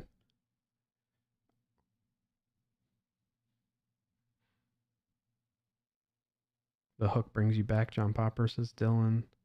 An example hook, if you want, that I implemented, Clarkio, is that I added a pre-tool use hook that blocks things like MP. Oh, I read that already from, I think you sent that twice, right? I added a post-tool hook to log what it did so I can audit after the fact. Yep. Coming from the gym, so I got to wash up. I'll check back in shortly. Okay, Trent. Pi agent uses different names for everything. It's very familiar, but different. Okay, I've heard of the Pi agent, Olaf, but I've not dabbled with it yet. There's so many like offshoot, more niche AI tools out there now that it's hard to. It's getting really, like, I'm struggling to keep up with the main frontier ones, you know, as it is, because they're coming up with new stuff like every week, let alone these offshoot ones that are a little bit more niche and obscure.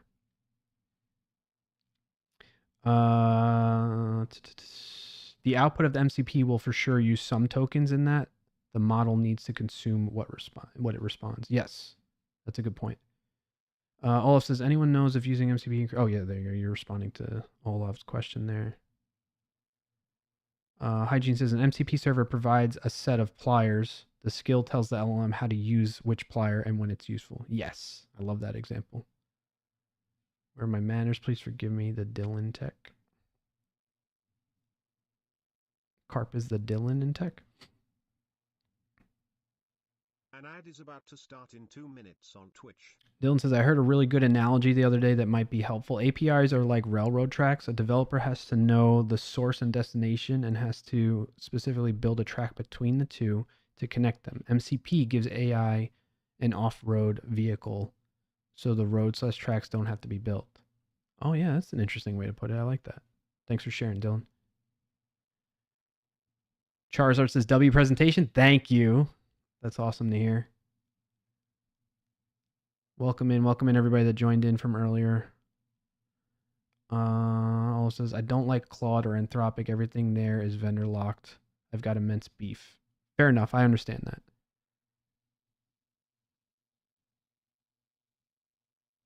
I have mixed feelings about Anthropic. So I just summon with a slash command. Yes, you can. I converted my skills into prompts so I can just summon with the slash command. Yeah, sure. It's about to start in 1 minute on Twitch. So you converted your prompts into skills. That's what you did, Because if you're summoning them with the slash command, that's what that's doing. There's a debate about skills being bloat. I don't think so. So when did you catch that part, Olav, when I was talking about? So with skills, it could be bloat if all of them and their entirety were loaded into the context. But the beautiful thing, at least with Claude Code, is there's progressive disclosure, which means it only loads the name and description into the context.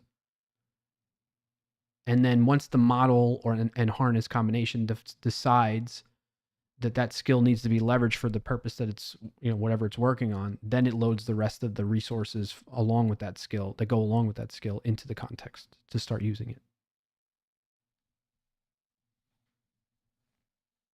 Does that help? The ad is starting now and will go for 180 seconds. I mean, if Anthropic hires me, I might change my mind. Fair enough, Olaf. I hate being vendor locked, so I moved away from Claude. Can you elaborate on what you mean by vendor locked a bit? I want to make sure I'm on the same page as you.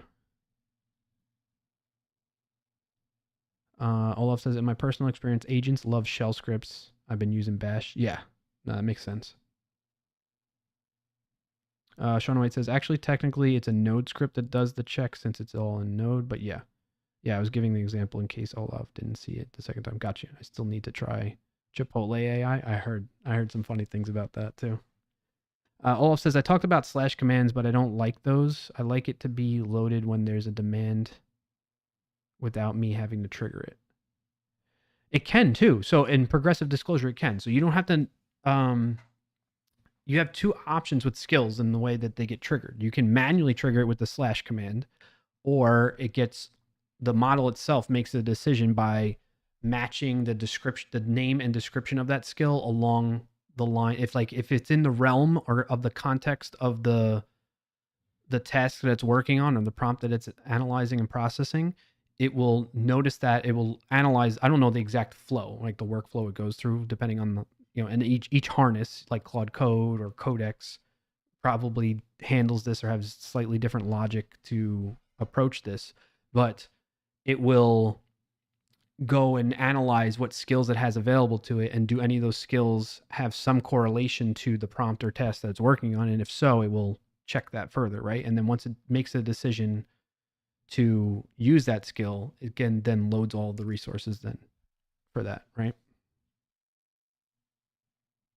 I don't want to use the Claude Code harness. The sub is locked to Claude Code. Oh, I know what you're talking about. Yes, I agree. I think they need to be more open in that regard. But I don't hate it. I'm not so mad about it that I am against using it or using what they have, because the models that they have are just so good. Not to say the other models out there aren't at the same level. It's just that I've been very heavily heavily using and liking the results from the Claude models as of late. But I do need to take a step back and switch it up a bit and get into I have actually started dabbling a little bit more back into OpenAI and Codex. And possibly some of the more agnostic ones. But the other thing is, for a lot of my work that I'm doing, my job provides me a subscription to both Anthropic's Claude and OpenAI's Codex. And so I'm leveraging those a lot for work. And so that's I've built up a lot of familiarity with both ecosystems and more recently Claude. So that's why. And that way I don't have to spend my own money on the model, testing things out, making videos on them. You know what I mean? Like that type of thing. I mean, I do subscribe to them myself, but on the lower tiers and whatnot. So yes, I agree. Exactly, Olaf. It's good, but it's expensive. I mean, I have quotas that I have to stay within, or I get limit. I got a limit. PB&J ad. No way, May. That's awesome.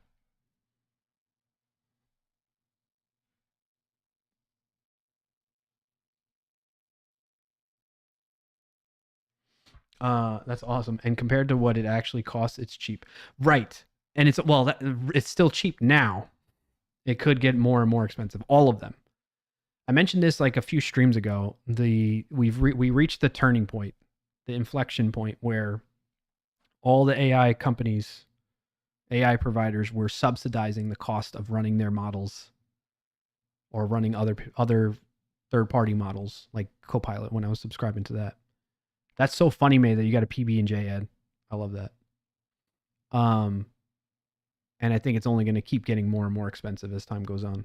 Well, I take that back. The one slight caveat to that is as they build out the models to be more efficient, my hope is that they become less costly to even operate in the first place, and therefore the cost that gets,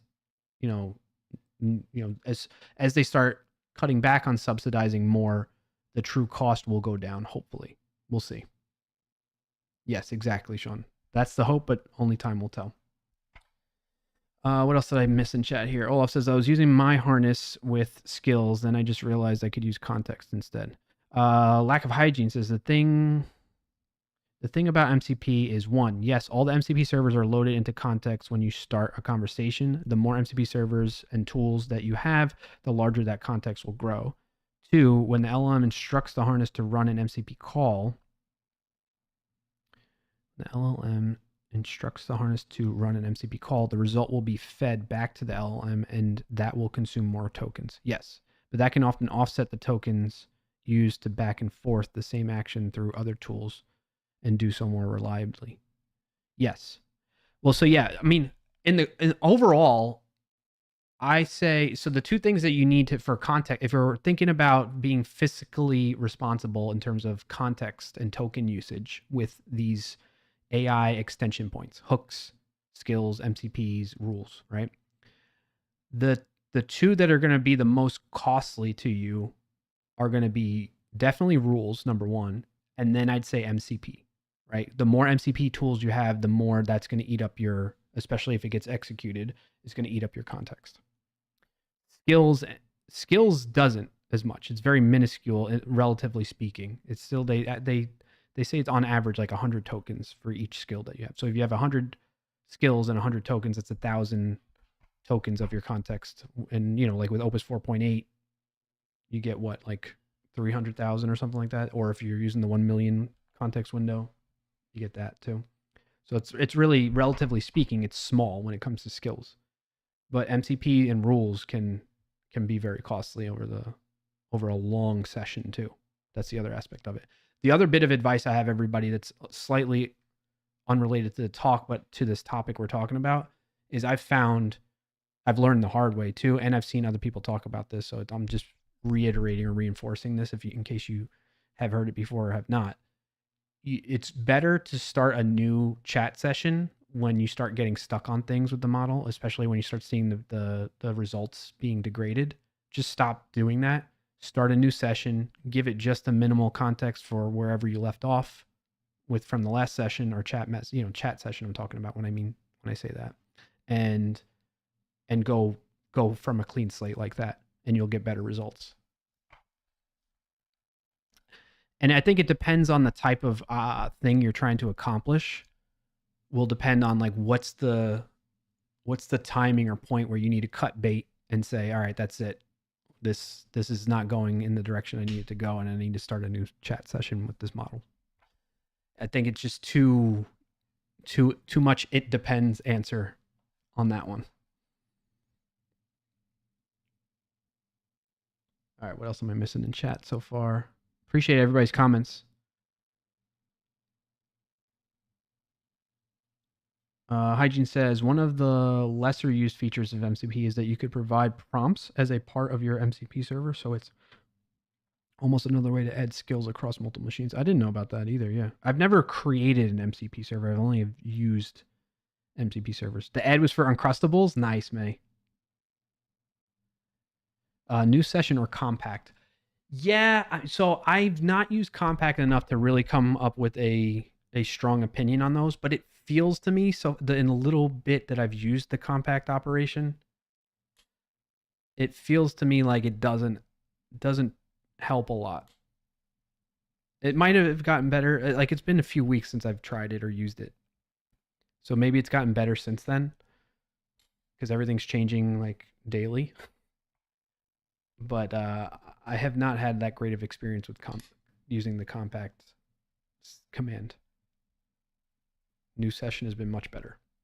All right. So one thing to note for myself is I got to fix the demo a bit, or make sure the demo's set up more properly. Double check demos on presentation machine. All right. So that's number one. And then number two, which will be a quick one, is adjust section 8 in the slides to reorder the items on the left hand side to match the right hand side, which goes along with my talking points better. Thank you.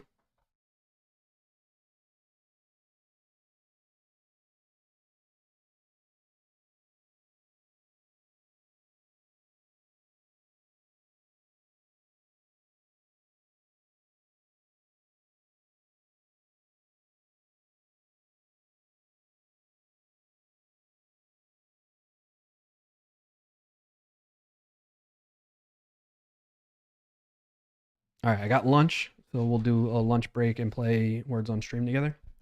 Any other comments, questions, concerns? Though I imagine it's actually acai. Acai? Speaking of PB&J, no, it's quesadilla with guac. Chicken and cheese quesadilla with some guac. And my mouth is watering just looking at it, actually.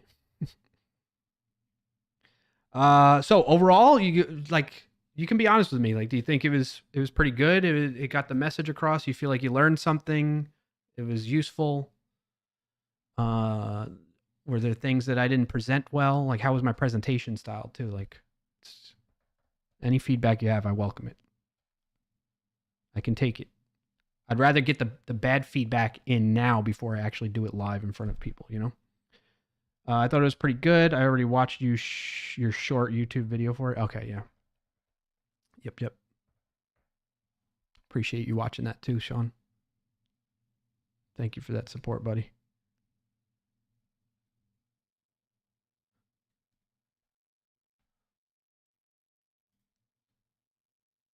Any other input from you all? Chat? Yes, no, maybe so. Olaf says, your talk is good. Concepts are similar, so you better reinforce even more the differences. Okay, good to know. Sean says, overall, I think the main thing was the ordering on that slide I mentioned and just some practice to not get tripped up. Yep. I liked it, wanted to go deeper, but hard to do that in 30 minutes. Yeah, for sure. I would like to not even like have slides to follow with for the most part. I'd rather just show using this stuff. And I'm not kidding. Like, well, this was like an exercise for me in making the demos for this, was manually adding individual skills and individual hooks, because I'm normally just use this like Sneak Studio recipe thing I was telling you all about. This one, it just goes and loads everything up for me. It runs on my machine. It detects all the different AI tools I'm using, and it knows all about the types of way that each one handles setting up hooks, setting up rules, setting up MCP servers. It knows all about that and just does it for me. And then when I don't want, like what I did right before, while you all were still playing Words on Stream, I ran the uninstall command and it just gets rid of all the Sneak stuff for me very quickly. So I love that. I love that we're doing that as a company. In fact, I'll drop it in chat for people to check out if you want. Because that, like, because if you think about it, like people, I mean, I guess like at big companies that are, they're going all in on one ecosystem or the other, I think, right? Like some are going Anthropic, some are going, OpenAI, some are going GitHub, with Microsoft and GitHub Copilot. And once they go all in on one, they figure out how to set up all those things for that one ecosystem. But there are a lot of people, I think, that are like subscribing to multiple and switching between them and stuff like that. And so this is super helpful in that regard. Also, this can, like, you can say, like, don't set it up for all of the things that I have on my machine. Just set it up for GitHub Copilot, for instance, too. So it really is this is me just talking I'm not trying, obviously there's the obvious thing in the room is I work for Sneak, but I'm saying this as like I've been part of giving feedback to this thing, the folks that are building this out, and I'm really liking where they're taking this stuff, and I think they're doing a fantastic job. And so that's why, as part of this, I want to highlight their work, because I think it's really valuable, and you can use it for free. You don't have to pay. There's limitations on like how much you can use for free, but still, like, you can get by. In fact, on my personal accounts, I don't get like I have a special work account, but I don't use that against my personal projects. I have my personal account that I've had since before I worked at Sneak. And up until recently, up until the past couple of months, I had been getting by just fine with the free tier without having to pay this entire time for years on end. So if you're an individual developer working on little side projects, stuff like that, and you want to have security built into your side projects, Sneak's a great tool to use for that. Some of the other, like to make it as unbiased or as fair as possible. Other security tools that are out there that I think you should consider and check out. Socket.io is one of the other ones that I really, I like what they're doing, and I think they do a good job. And just like the built-in stuff like NPM audit or PNPM audit, the stuff that's built into like at least that ecosystem that I work with, with JavaScript and Node.js, those are helpful too. My recommendation, everybody, obviously I'm going to lean towards Sneak for it, but as long as you use some security tool as part of your, whole setup, you're doing much better than most people, most developers. And you're going to have the right information at your fingertips and fixing things before they become a problem for you because you're on top of that stuff. If you're just running things willy-nilly and not worrying about that, that's where I'm like, hey, pick something. I don't care what it is. Just do something about it and make it a priority. So speaking of NPM, did you see the NPM 12 announcement? No, I did not. What happened, Sean? Olaf says, for token economics, my job uses OpenRouter and DeepSeek v4 Flash. Okay, nice. Yeah. That's cool. Hooks are disabled by default. What? Why would they turn that disabled? Hooks are a good thing, no? Or are you talking about post-install and pre-install hooks? Is that what you mean? If that's the case, that's great. Okay, yes, that's awesome. Wow, finally. It only took 12 versions and years of freaking serious supply chain incidents to happen over and over again for them to finally put that in. Oh my gosh. That's awesome news. Thanks for sharing that with me, Sean. What else did I miss in chat here? Hygiene says, I liked it. I want to go deeper. Another thing to maybe consider, claude.md/agents.md live in your code base and need to be maintained as the project evolves or there will be trouble. Another source of tech debt. Oh yeah, that's a good point. I appreciate it. Thank you for sharing that, Hygiene. I'm going to add that into my notes here.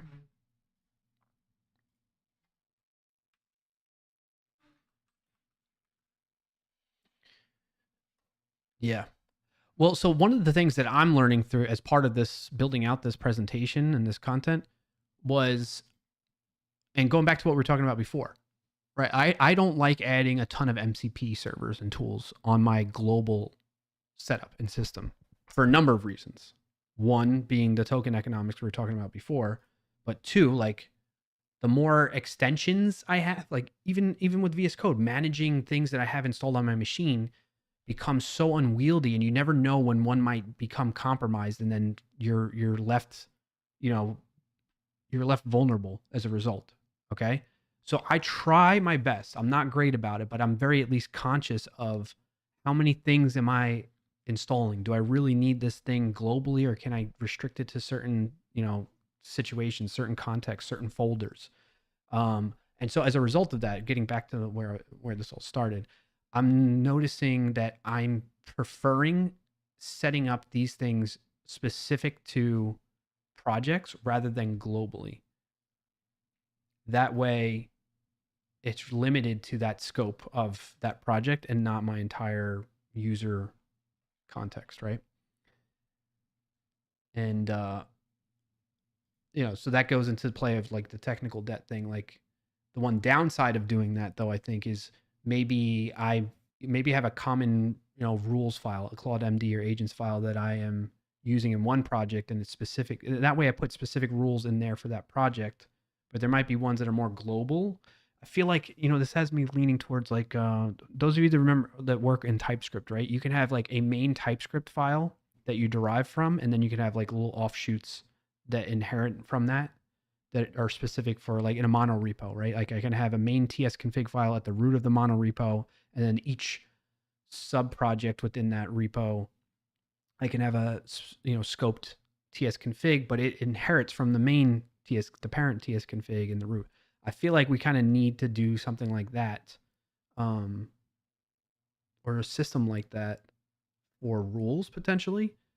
But then there's, again, you got to strike a balance with that, right? Because if you start making your main more globally applicable rules file, it gets super bloated and it's not under, if that one's only 200 lines, but then your project specific one adds another 100 lines, that's a total of 300 lines now that you're adding into the context. And it can, yeah, it's like, it's just the Wild West. It's a fun time to be in the industry right now, huh?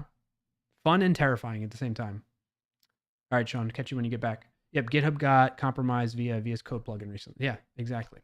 Hygiene says, right, but say you specified your preferred auth library in your rules file when you created the app, then as it evolved, you changed library/vendors. If you don't update the rules file, then the LLM has conflicting info and may not choose correctly. Oh, yeah, that's so true. That is really true. Like, how do you manage that, right? I don't think there's a clear solution right now to manage that.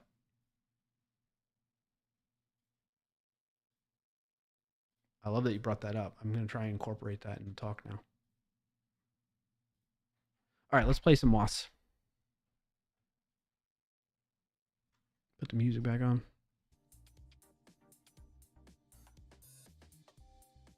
Thank you all for indulging me and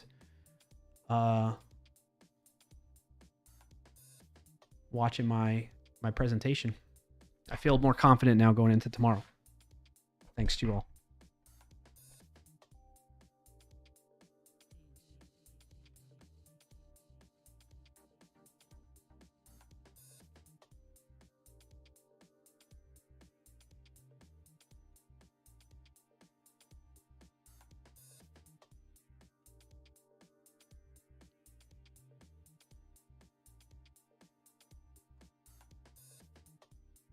Everybody ready to play?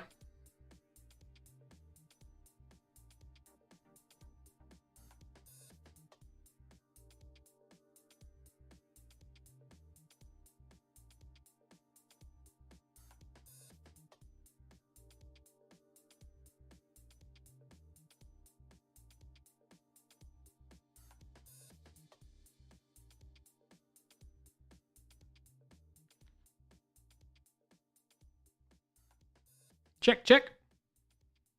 Check, check.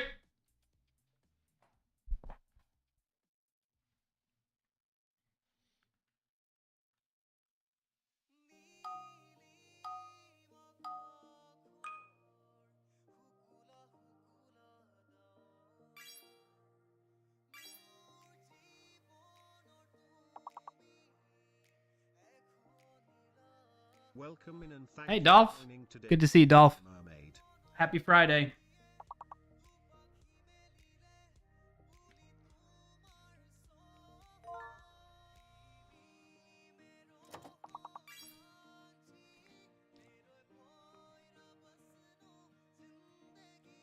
Welcome in and thanks for joining today, Nightbot.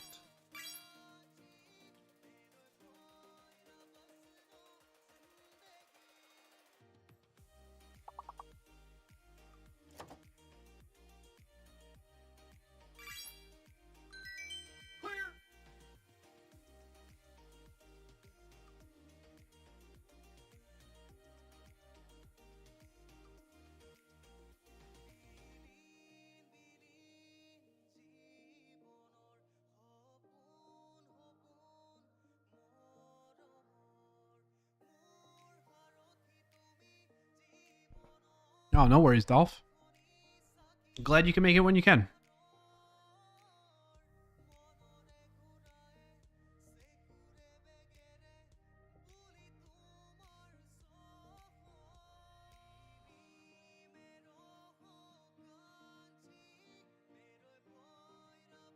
I'm glad to hear that. Hope you feel well rested now.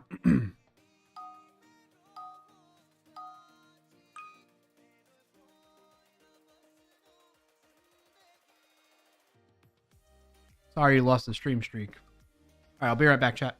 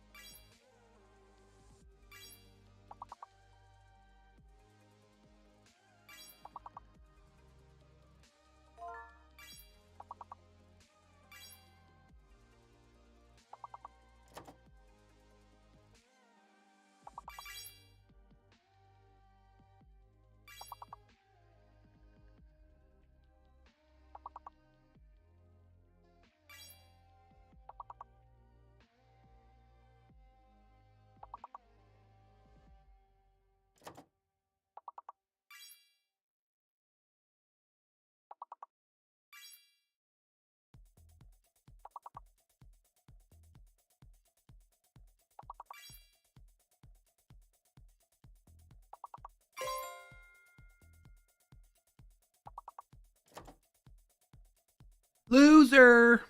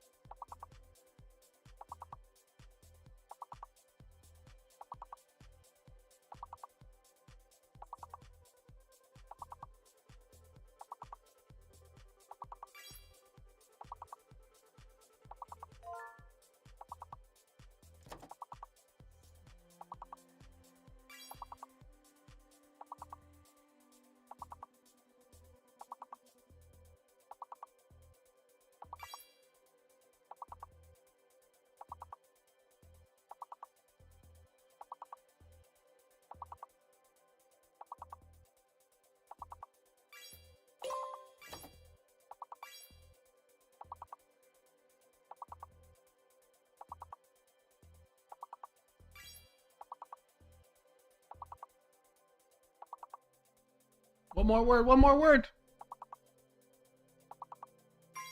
Yeah, Stolf.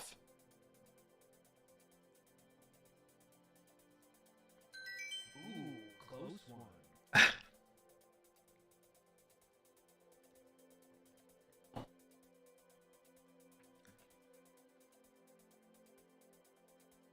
It is a hard board.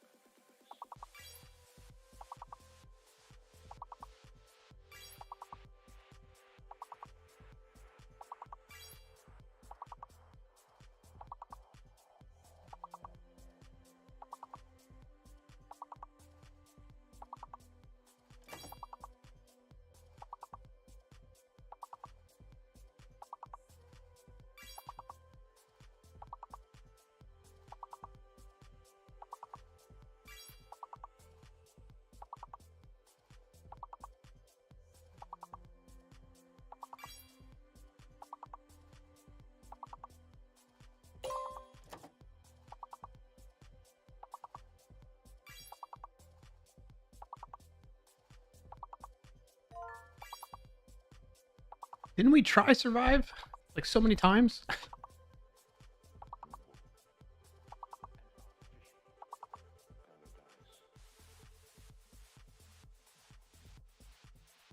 No. Vulva! Don't forget the vulva. Come on. All right, Trin's locked in now. All right, let's go. Things to not clip on Twitch. Dang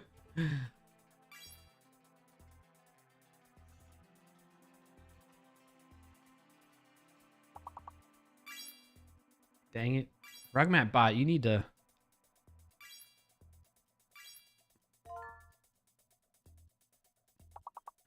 Ass alt.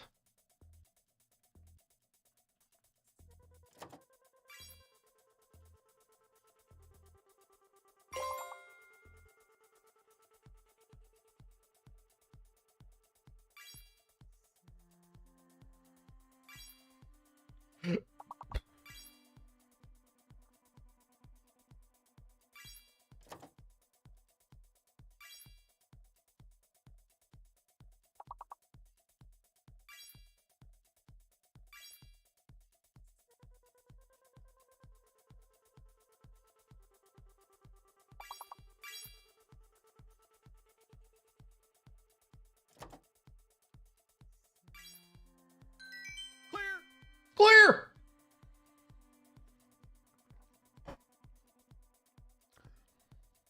Beautiful.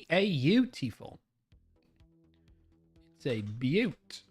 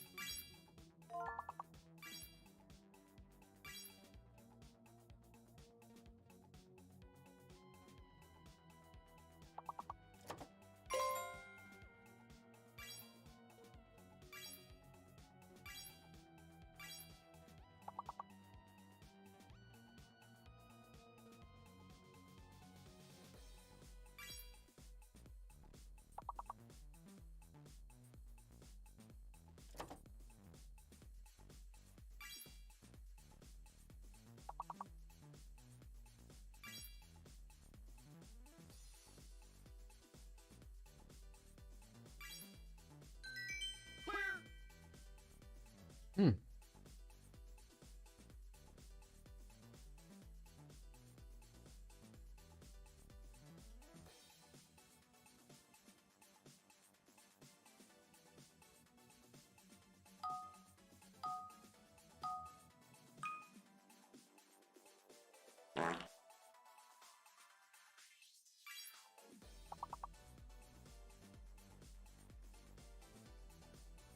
There was a fart. I got that word too.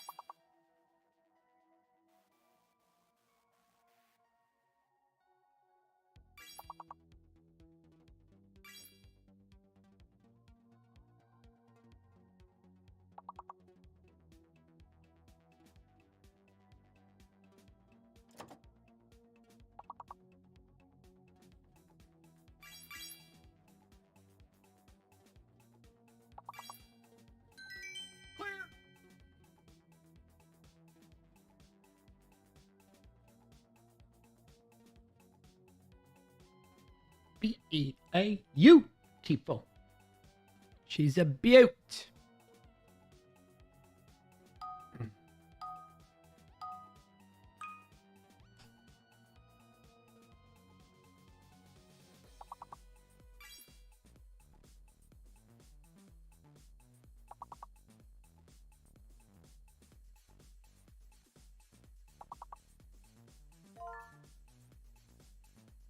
That is weird. They have mosquitoes right now.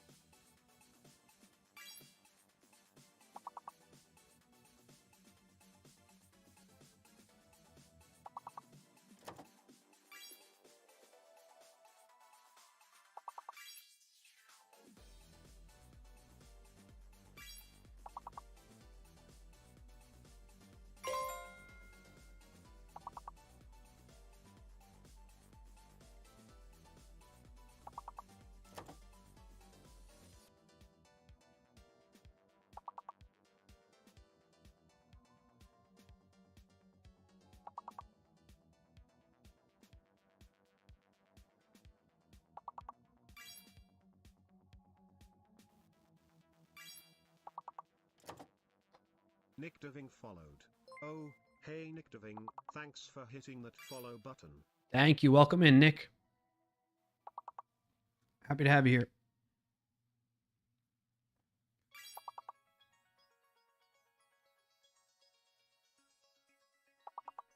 Lunch break is over too. I put it on pause real quick because Dolph, I have a question for you. Have you seen that problem that you've reported to Dylan and I, where, you know, like at the last second somebody guesses a word and it doesn't quite sync up and give you weird results? Or for that matter, anybody else seen that since we attempted to fix it?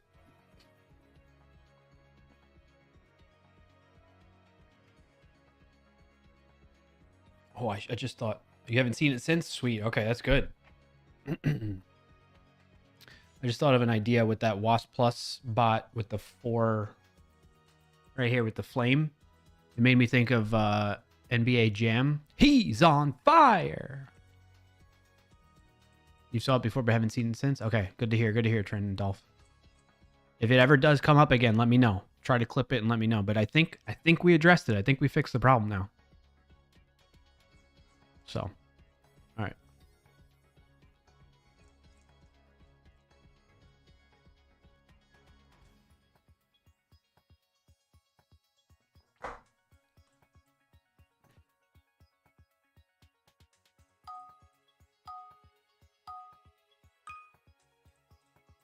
Ooh, 2 S's and 2 L's.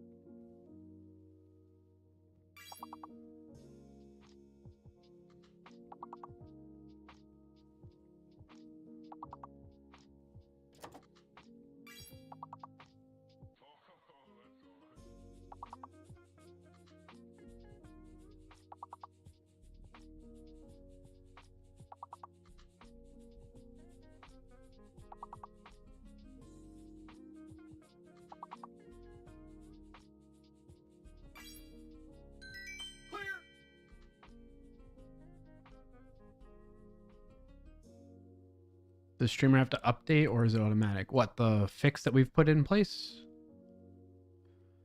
I mean, it's been so long now that I'm guessing everybody's updated already. Like, just all they had to do is refresh the page or restart the browser source. Yeah, yeah. So anytime like they reach the stream limit or something like that on Twitch or whatever it may be, they should be all set.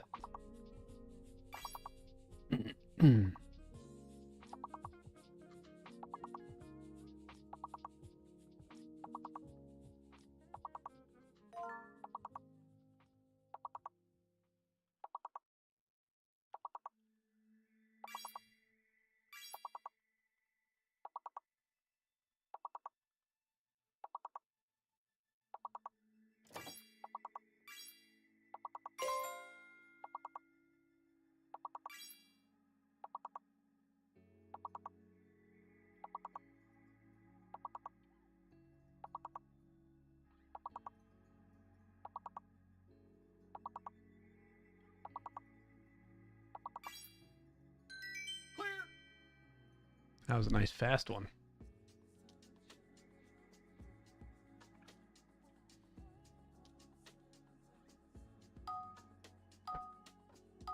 New daily best, 6 clears in a row.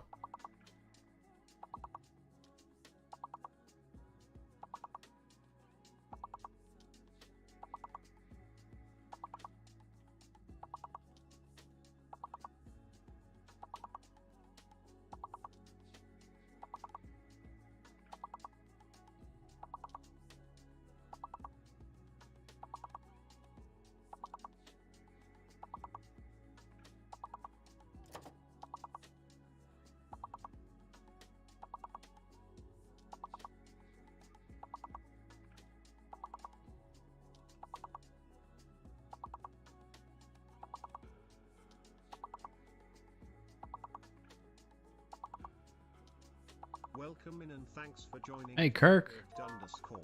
Welcome in and thanks for joining today, Pratik_N.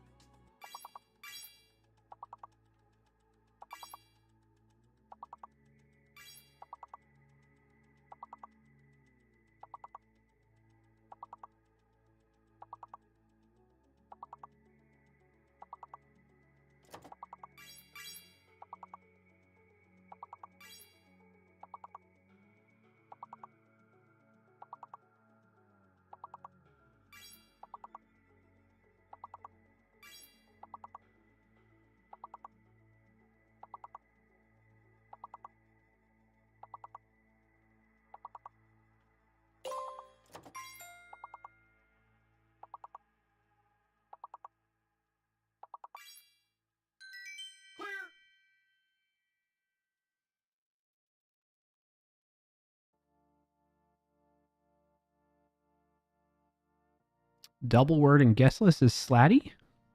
I only see it once right here. Oh, I wasn't looking on there. On my page, it was showing it.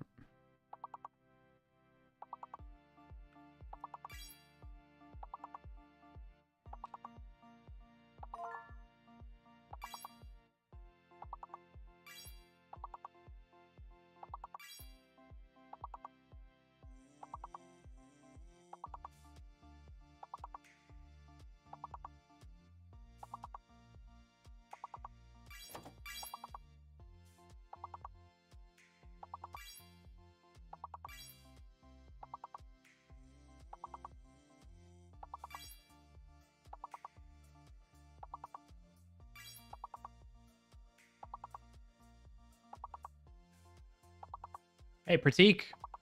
Good to see you as well.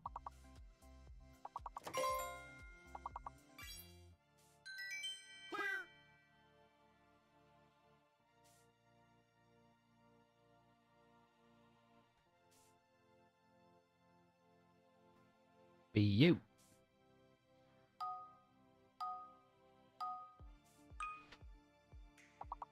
Hey. Be right back, chat.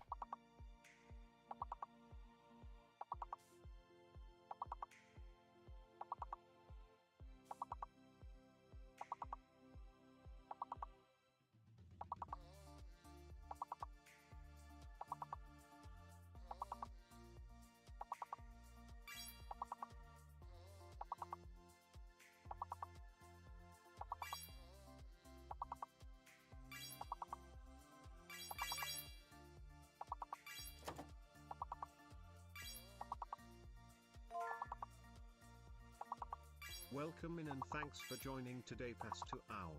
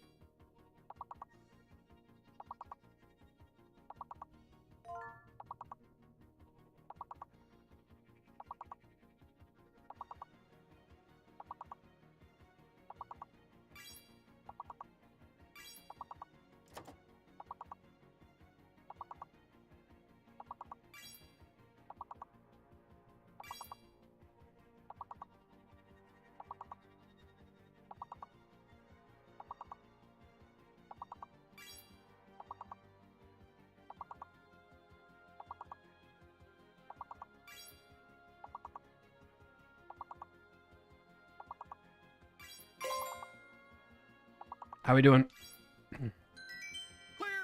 Oh, great. Fantastic.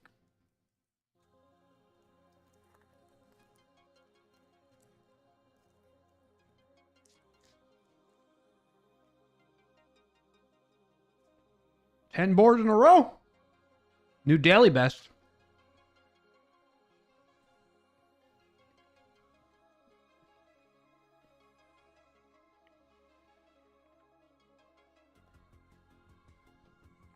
All-time best in a row is 22.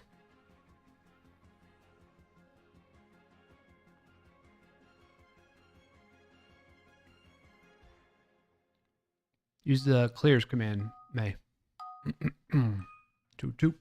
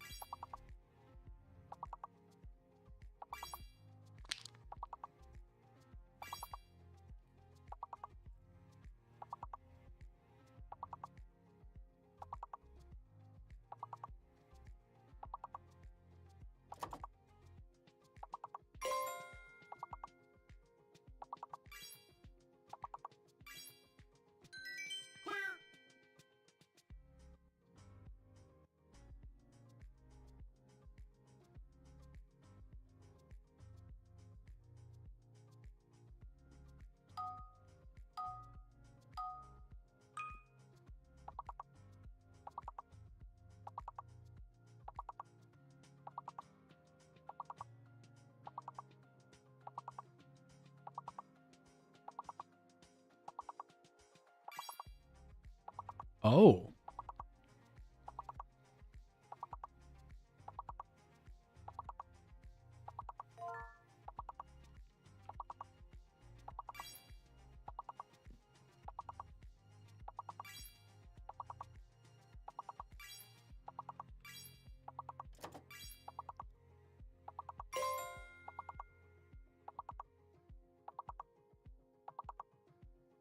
Spire is in there twice.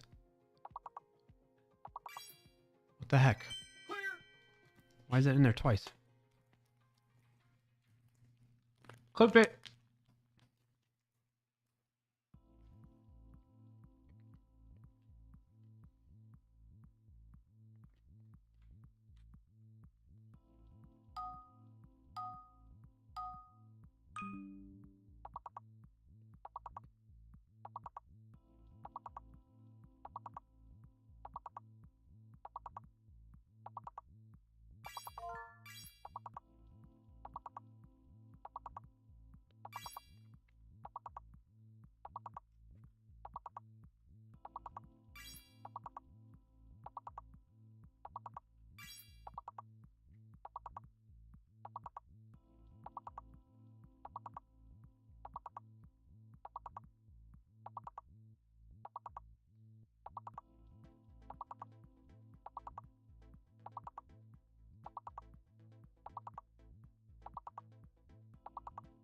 All right, I added that issue.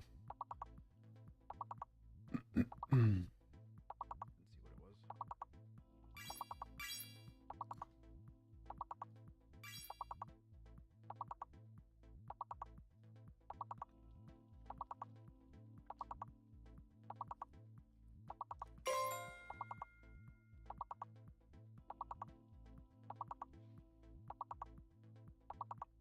An ad is about to start in 2 minutes on Twitch.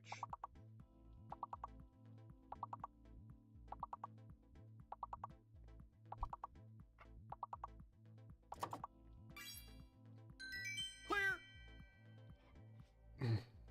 13 in a row. 9 more to tie.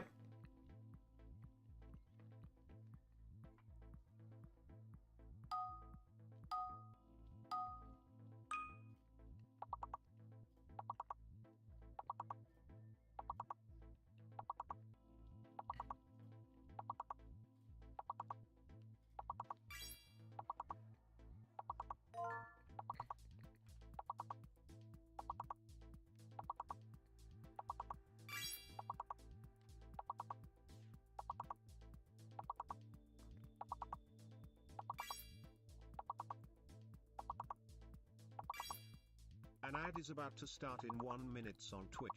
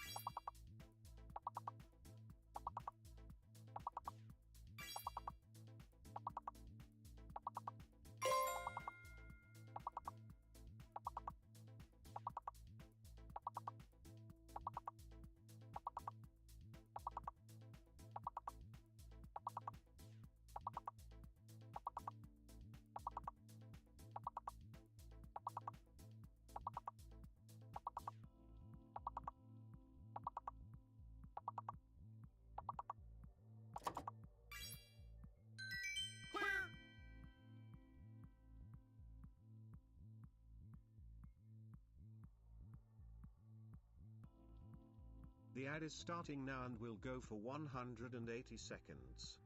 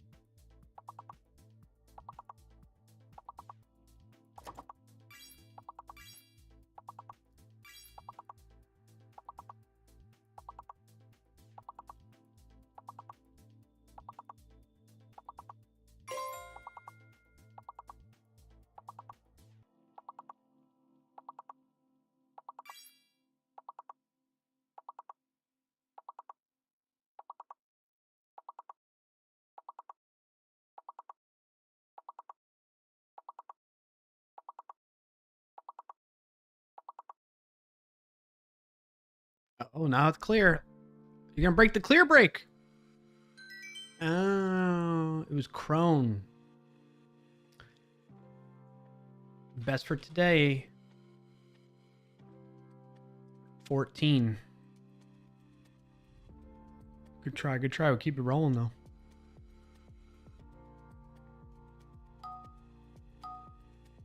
Oh, you did? I missed it.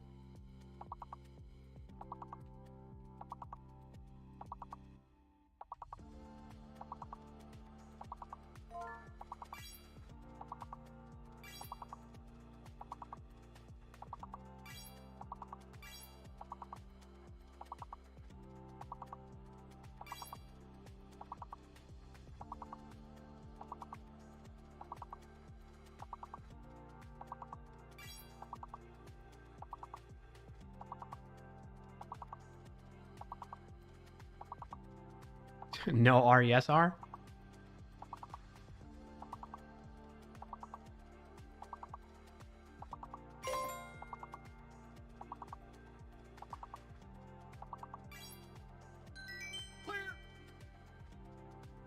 All right, back on that clear streak.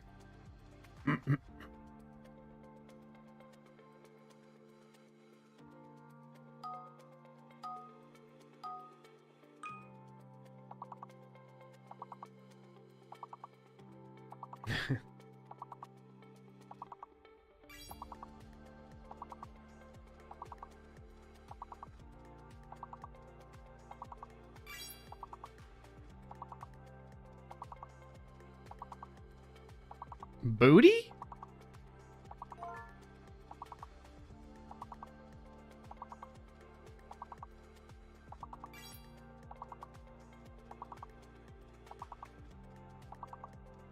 Uncrustables again?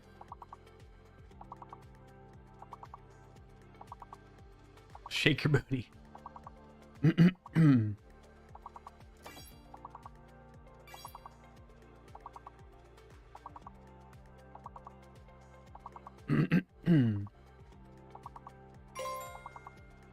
Tutor?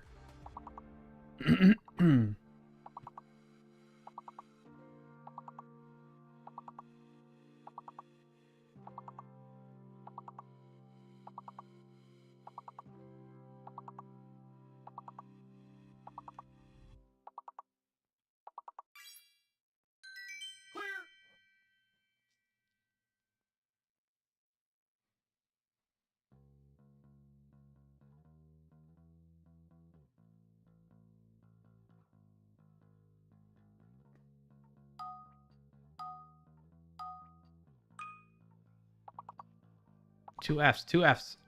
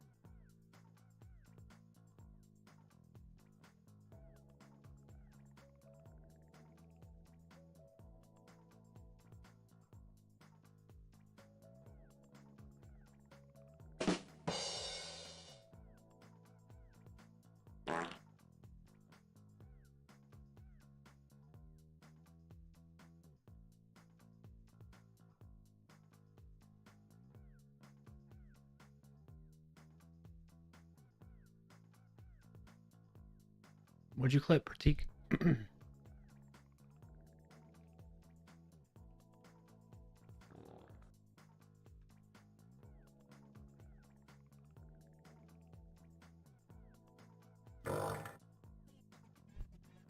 Steel Juicy Fart is the real shark.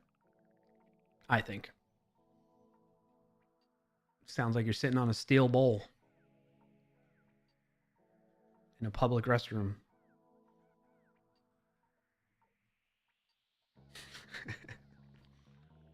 What is TBFS? Until the big word is guessed, the big word section repeats letters, I think. Toilet bowl farts. Oh.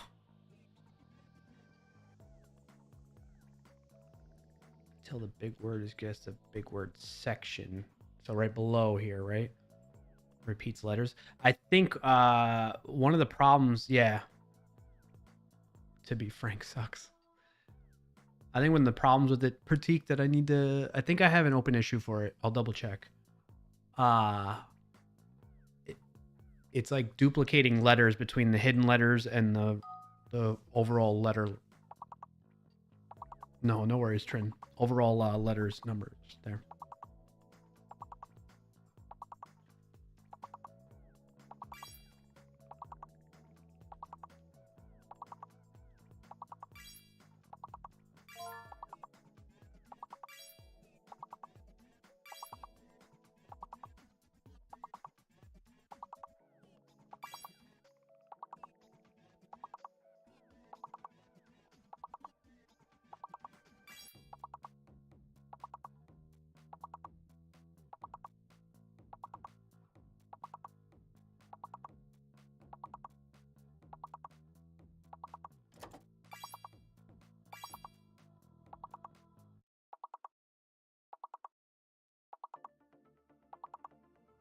Fecal.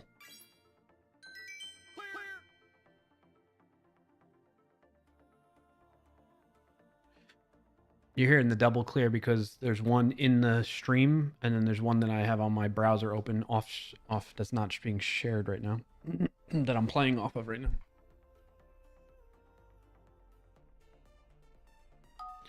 Boop boop boop doop boop boop boop boop boop doop boop.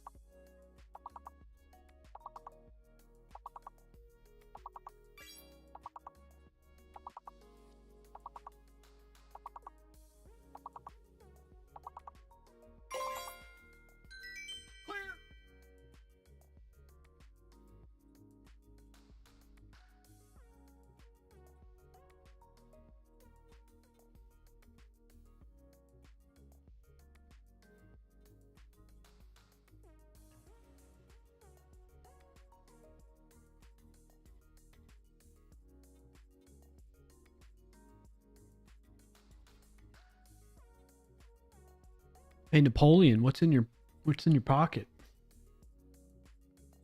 What tots? Give me one of your tots, Napoleon. Oh, you have confirmation Siemens no longer. I'm not sure somebody else submitted to you since last we talked about it. No one has Pratik yet. I do have it noted from you, but I wanted more. I wanted just an extra double check on that, you know? It is a great movie, Trin.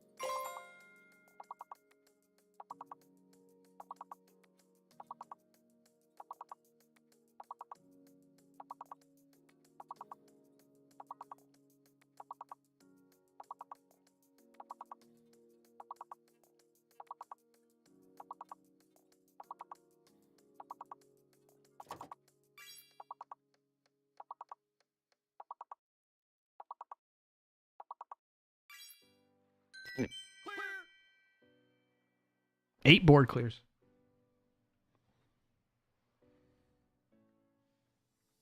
The rogue drone.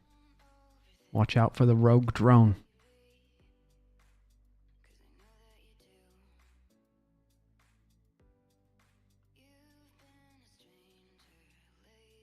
All right, Kirk.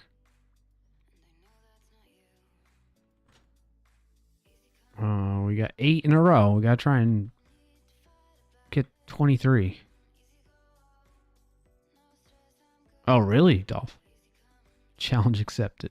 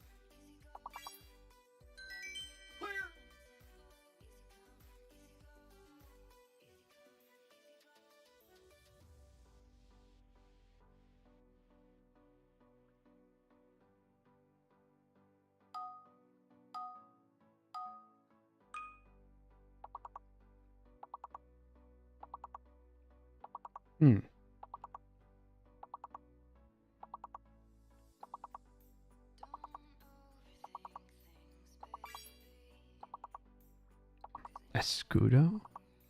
What?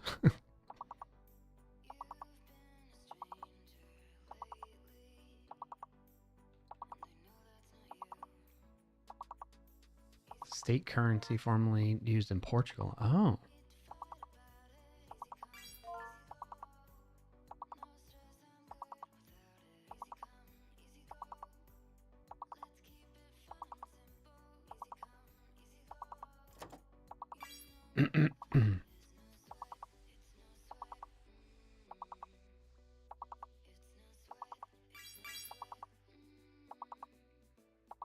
Oh, codes. Yeah. Good call. Good call. Clarkio codes.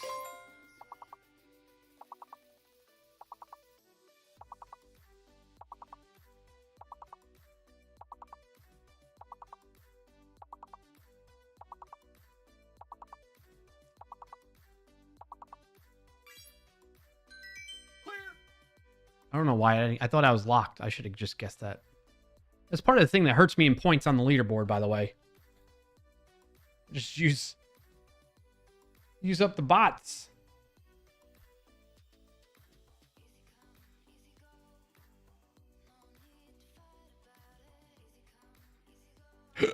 Excuse me.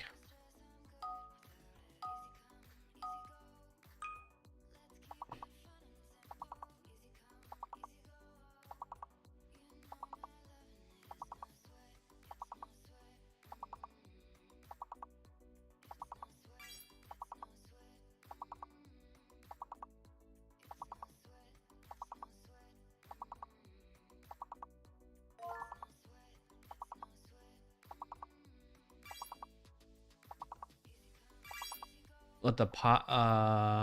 Yeah, but that won't show up in the game itself. It would just be my tracking of the points, May. You know what I mean?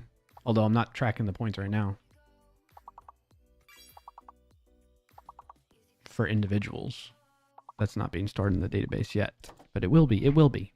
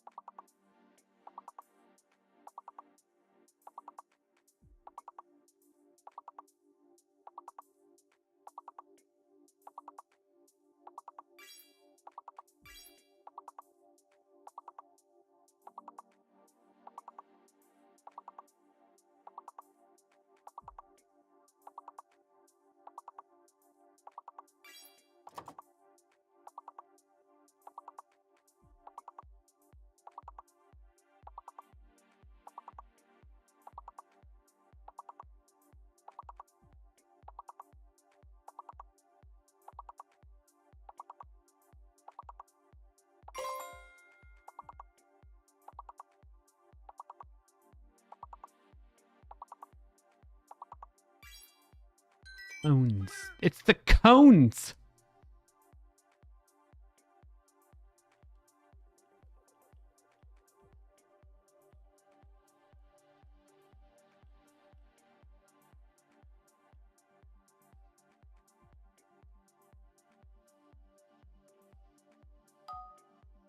Damn, we're up to level 128? I didn't realize that.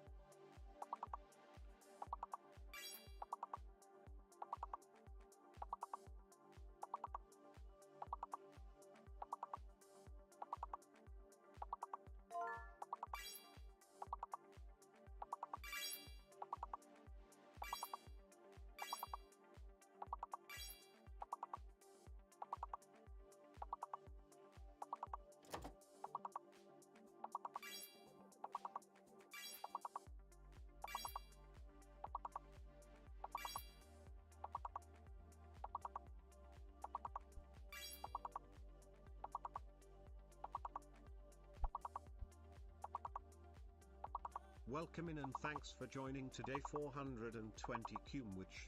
Cumwich. What's a cool word, Trin?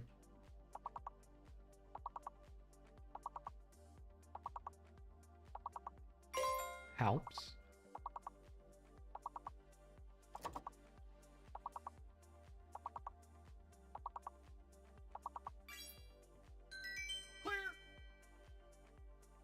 All right, we got 12 in a row. We're getting close to beating today's record, maybe even all-time record. At least since we've been tracking.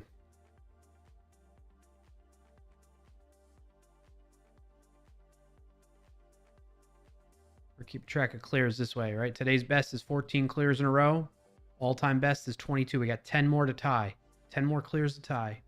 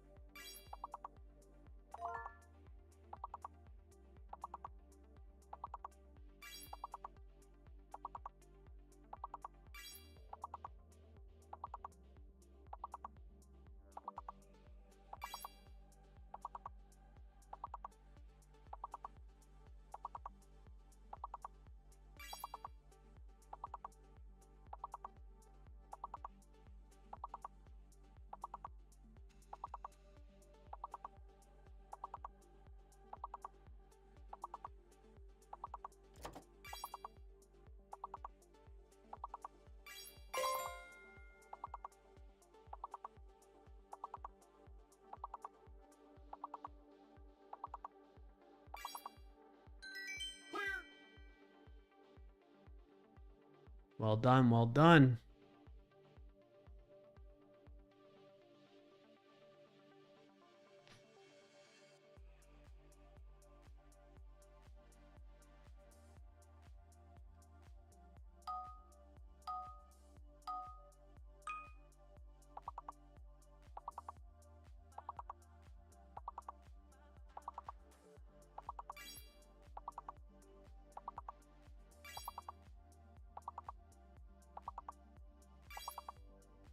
Poops!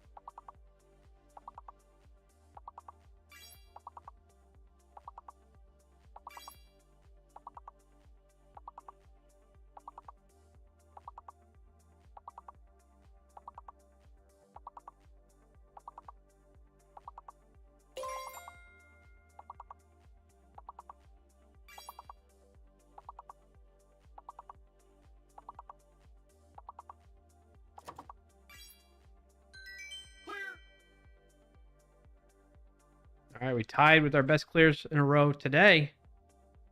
Get one more, we'll do the personal best for today. 8 more, we tie all time. 9, we beat it. Yeah. We're on fire.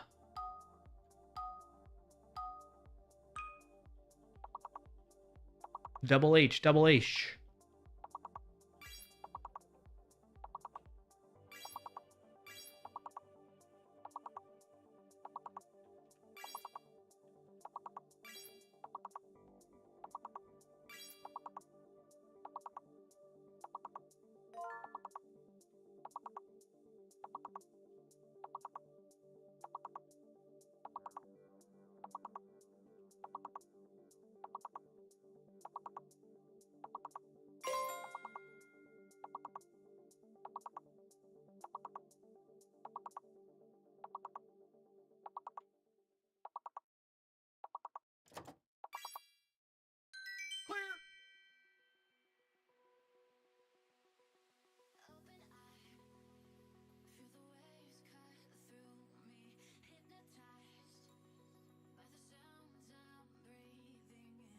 Outro should have been a word.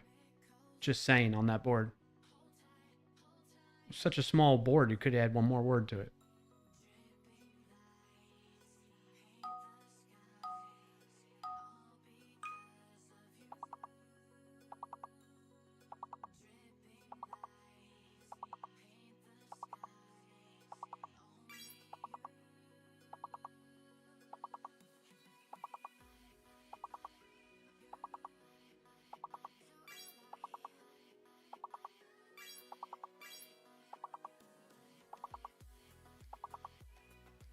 Didn't we already have this level?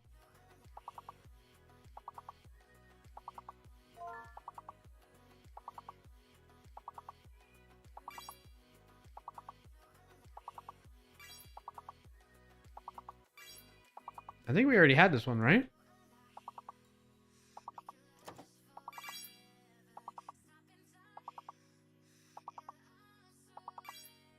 No, Trin?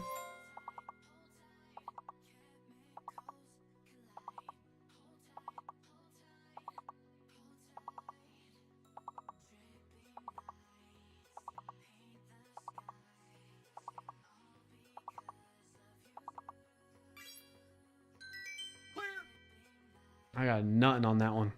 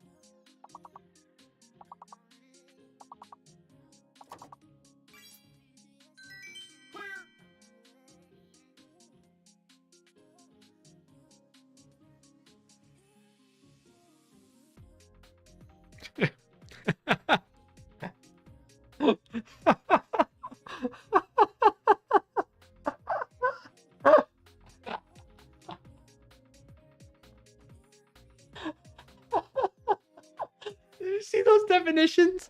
Oh my god, that got me so good. Oh. What the fuck? What? Rugmat bot is a better definition bot than the Wasp Plus bot. It doesn't even offer like alternate definitions. It's just like, nope, Peter is the penis. That's it. What the fuck?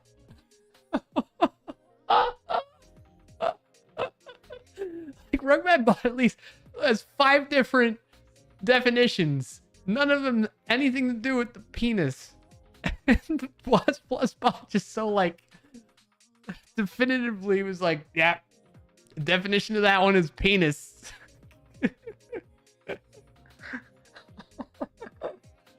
Oh my gosh, that got me good. Oh man.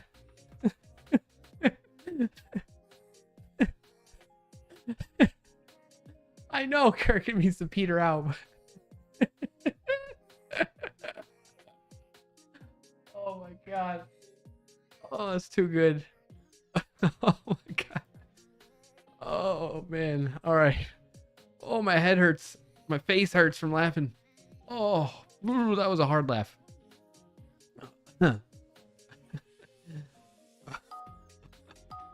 Oh man. Magnet.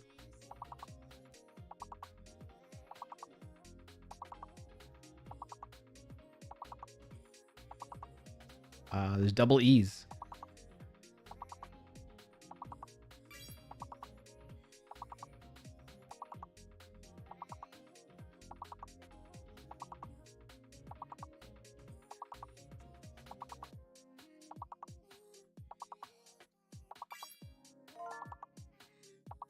Mm.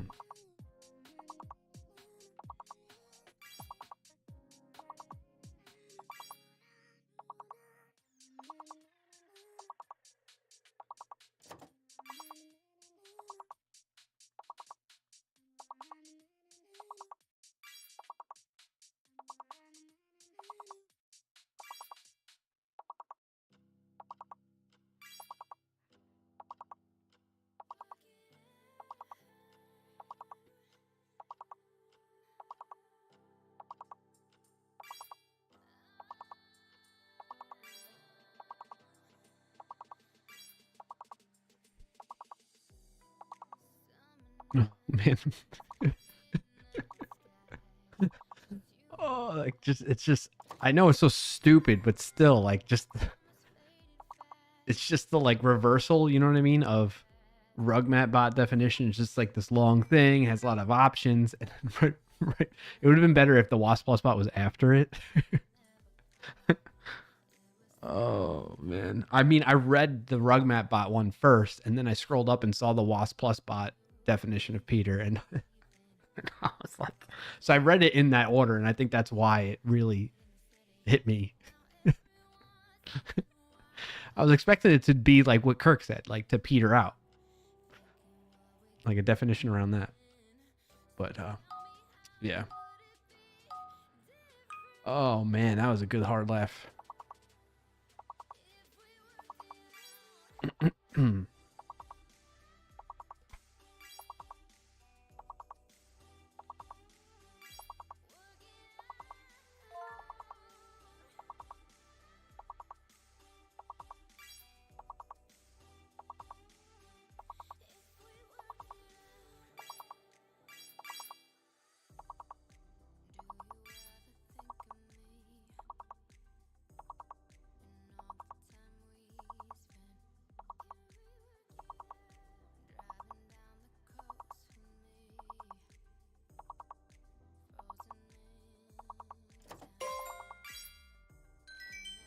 Damn, Dolph, you beat me to that. How did you beat me to that?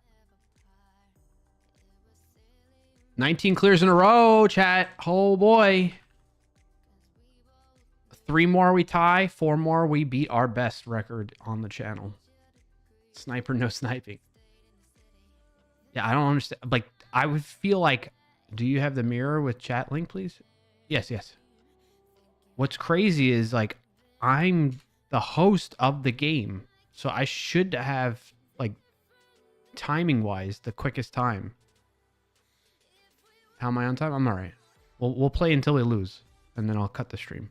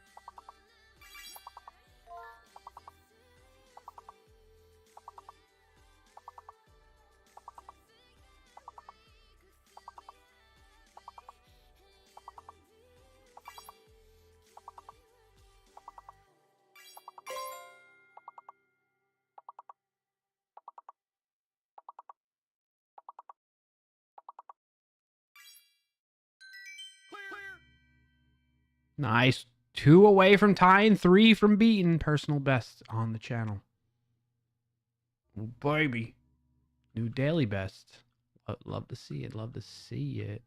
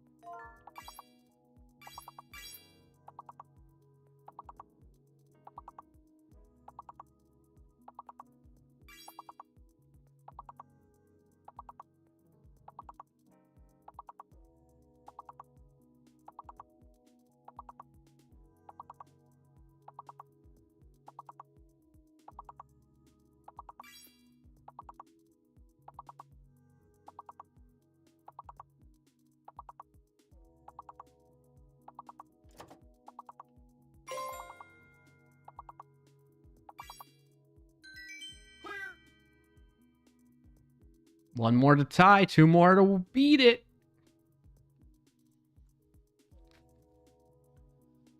We're gonna do it. We're gonna do it.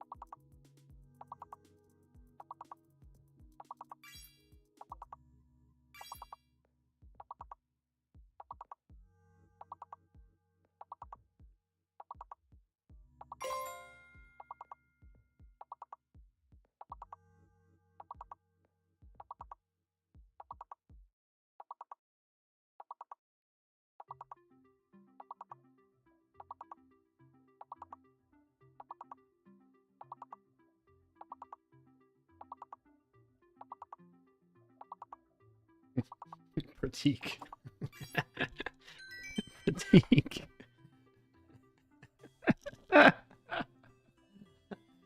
Oh man.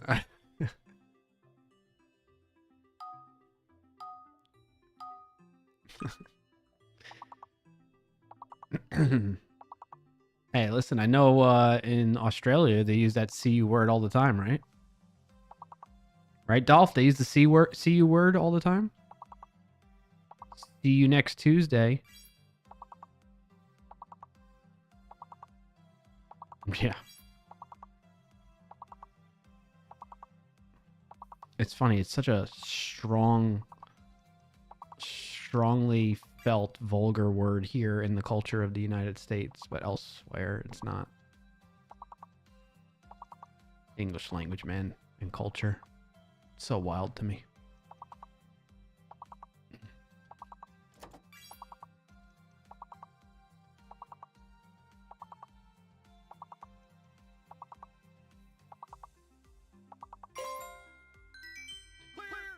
What? Why isn't Koner on there? Nice clear. We beat it. All-time record. Woo!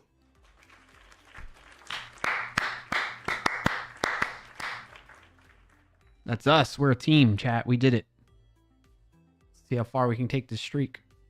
Can we hit 30 board clears in a row? 30 in a row? Could we do it? Maybe. Month? Oh, sympathy. Wow. Pathy? Mathy? Mast? Tasty? Tasty? Oh, I got that one.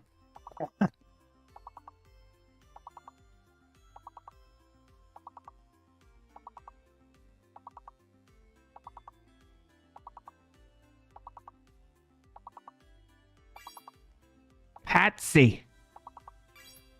Oh, Patsy. Oh, Georgie. I was about to do that one.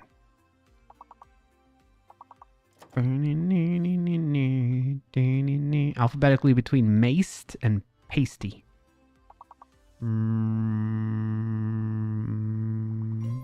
Myths. 24 clears in a row.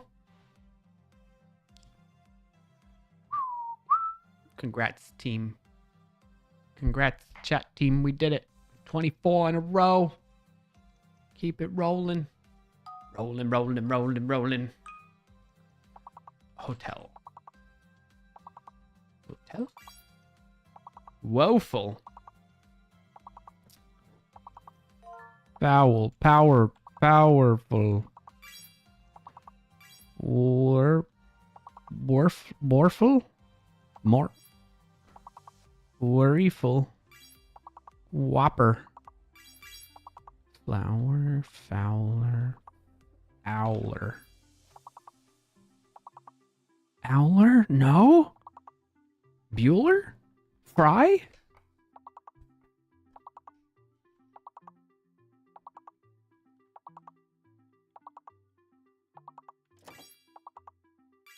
Oh my gosh. Somebody always gets it like a second before me. You buttheads. Who got Polar? Was that Dolph again? Dolphin! You're my nemesis, Dolph. That's happened like 3 times now. When did you fart on you?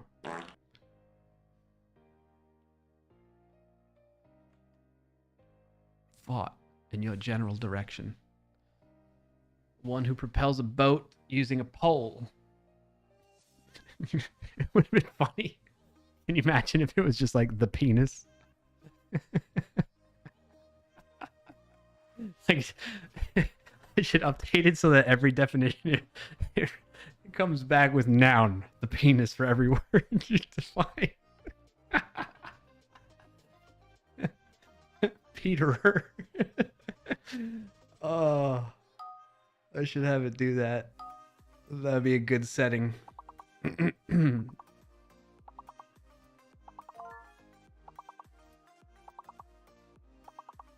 Really, Kirk? That's wild.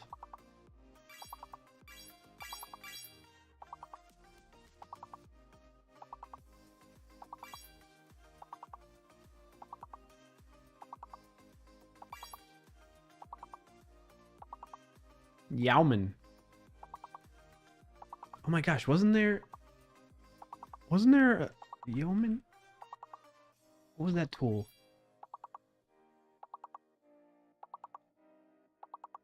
Yeoman. Oh my gosh, this is... What was the tool? It was like a scaffolding tool. Yeoman, yes! Oh my gosh, do you all... Where are the developers in the chat? Do you remember this? Yeoman.io? The web scaffolding tool for modern web apps. Does anybody use this anymore? Oh my gosh. It's got Adios Mani is on the team. Syndra Sorhus. Who remembers Yeoman.io? Come on. Anybody? Paul Irish is part of it. A lot of recognizable names there. That's crazy. I totally forgot about that until somebody brought it up as a guess.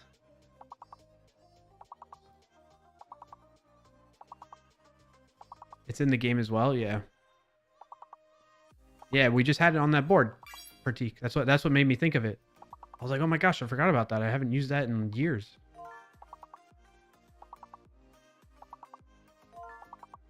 Ah.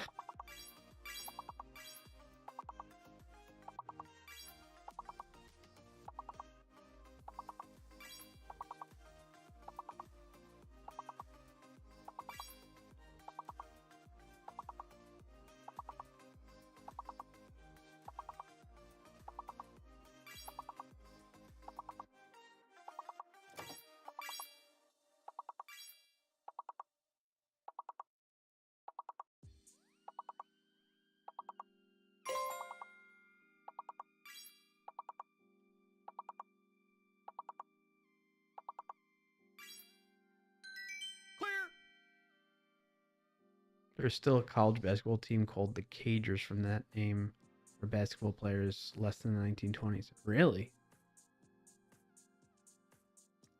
Oh, we got Nets. What is Nets? Is it the penis?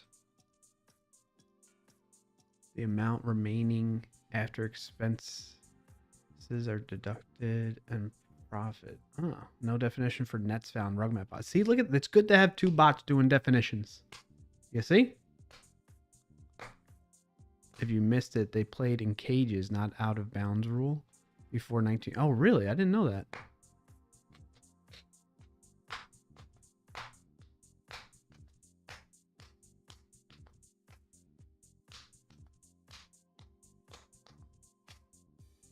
Net wages. Yeah, but isn't it normally just NET, not double T like that?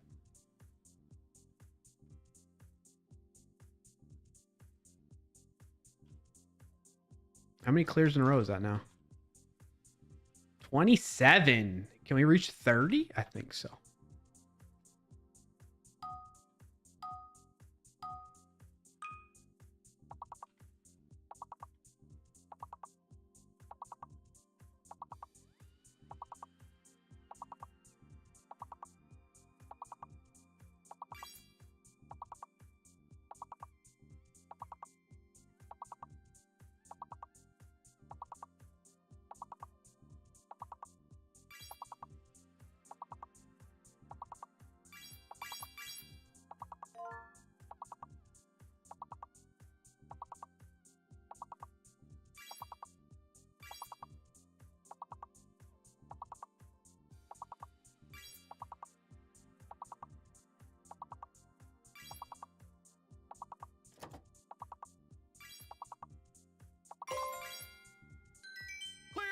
Damn, that was fast.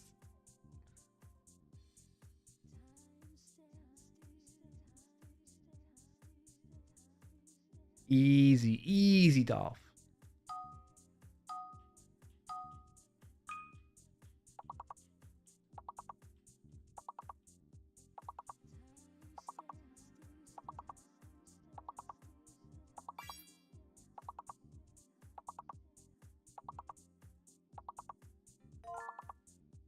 Snuggle.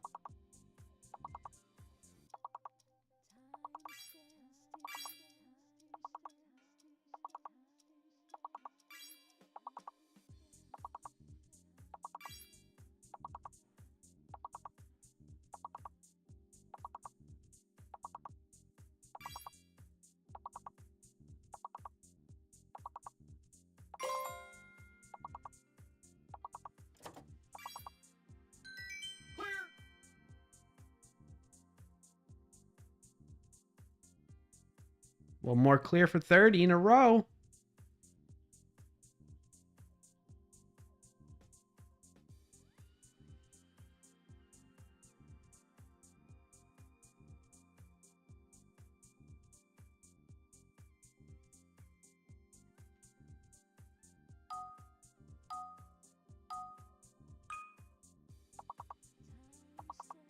Double I, double I. AI tells me the Brooklyn College Cagers is the most famous team by that name. Interesting.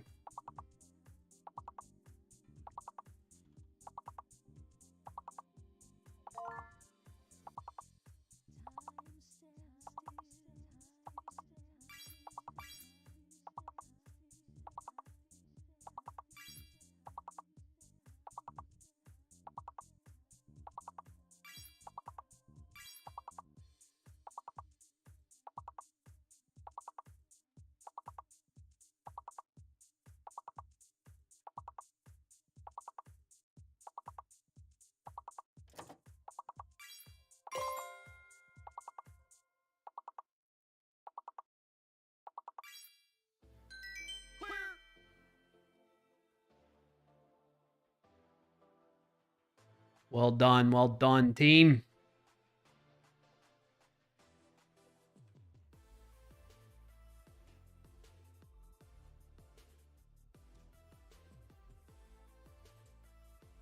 Did you watch the next game? Yes. Really interesting game. I thought it was so bad it was funny. So bad in what way? Like the calls and the plays on the floor? I watched the whole... I stayed up for it. I was starting to check out at halftime because of how bad they were losing, but then seeing them come back.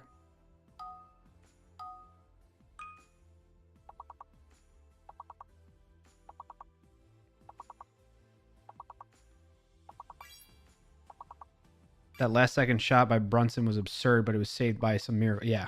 Oh, for sure. Well, and then think about the play before that, Kirk. What's his name? Oh, was it Fox? He went in for a layup? No, it wasn't Fox. It was somebody else.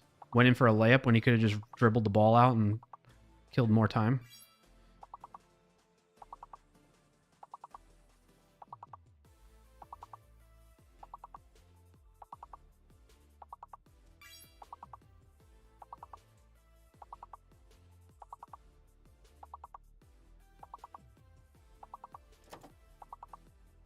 You're crying? What? Sneeze? Sneeze? It's a tiny sneeze.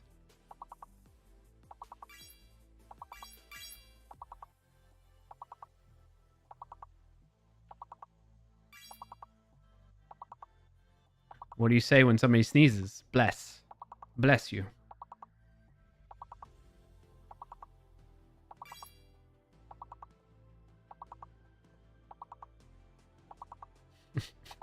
Got you rolling. Got you rolling, Trin.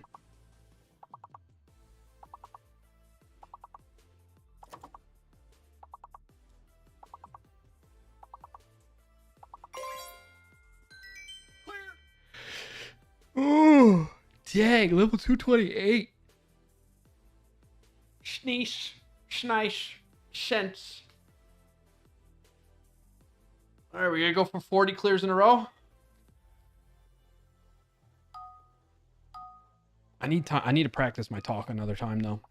Not on stream, off stream.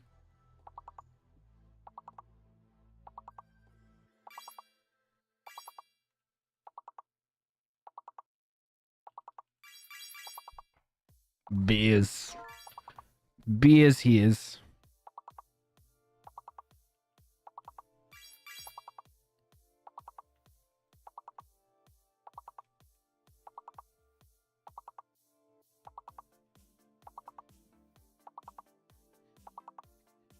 Why isn't smear working? How do you spell smear?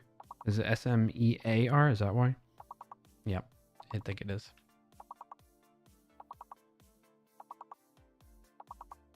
Hmm.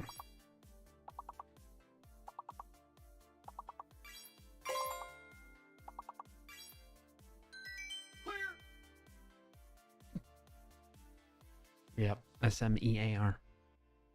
Bow, bow, bow, bow. Can we all just take a moment and really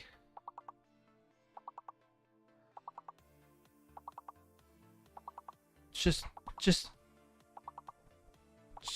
take in the fact that we built this whole system around WAS that just is working so nice. Just love it. Oh, somebody already got plain. Manic. Oil man.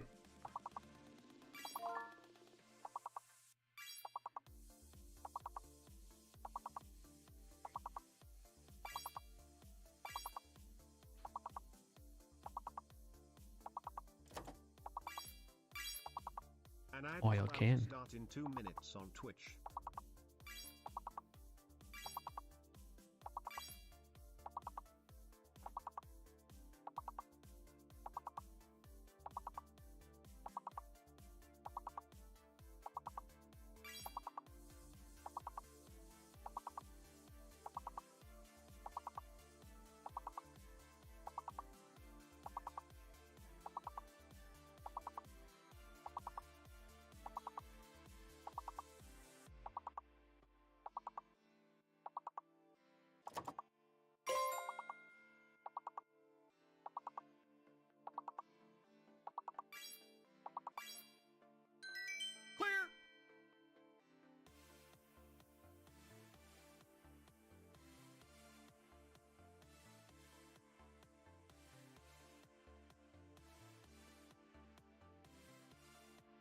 An ad is about to start in 1 minute on Twitch.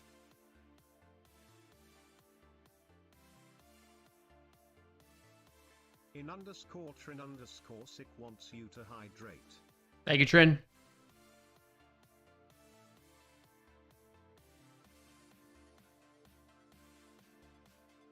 Yeah, Kirk, he was stun locked, huh? He was just like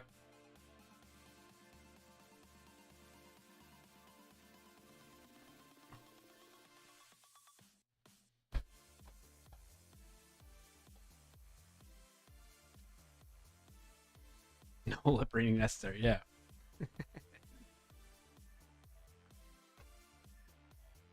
Are you a Knicks fan, Kirk? I'm a Knicks fan. Well, in the 90s, the timing on that offensive board, yeah. In the 90s, I was a very avid Knicks fan. John Starks was my favorite player growing up. 180 seconds. And he was an amazing, if those that don't know, John Starks was an amazing lights out 3-point shooter until he busted his knee. And his shot was like never the same after that. You can only cheer for the Raptors? Okay, fair enough. Watch of 90s basketball, I did see Starks a bit, yeah. So then you know, Kirk. You watch the Spurs, hoping to see them lose. I hate how overhyped Wembanyama is. I think he's really good, though. I think he has... You know, he's still early in his career. We're gonna see a lot. We're gonna see a lot. Okay. We're gonna see a lot of I mean, you can hate on him all you want, Kirk, but I think he's just gonna get better.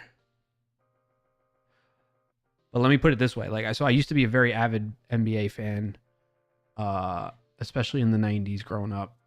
And then the whole, the early career of LeBron thing that happened with him. And he did the whole spectacle around, I'm taking my talents to Miami. That kind of started to put me off from it. And then when I feel like maybe it didn't change, but maybe I got old enough to where I could notice, but I just saw the way the refs were influencing the game and like favoring star players like LeBron that really aggravated me. And so I just like started checking out and stopped watching. Yeah. Well, I don't know about 90 as early as 95. I want to say probably for me, it was the late 2000s to up until the past couple of years that I was like, nah, I'm good. I don't need to watch the NBA anymore. Thanks for asking, Dolph. She's doing great. Baby's doing great. They're home. They're all happy and healthy. And that was one of my wins of the week. May asked earlier too and reminded me that that's a win for me this week. Yeah, exactly, Trin. I just know it's a team effort. Like, that's what I mean by that. Wemby is too much. Oh, yeah. What else did I miss in chat here? Kirk says, I can tell you 3 of the 4 games this final series, he has not been good. In games 3 to 7 of the conference finals, he wasn't either. I mean, yeah, definitely. Like, he seems very hot and cold. Wemby definitely seems like a hot and cold player. But that's what I'm saying. Like, he's so early in his career still that I think he got a lot of room for growth.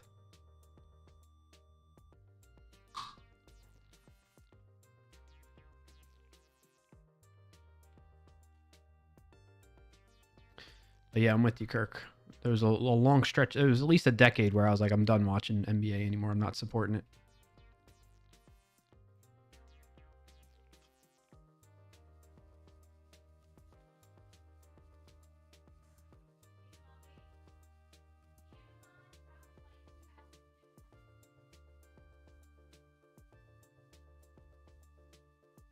Dolphin Mermaid says Peter.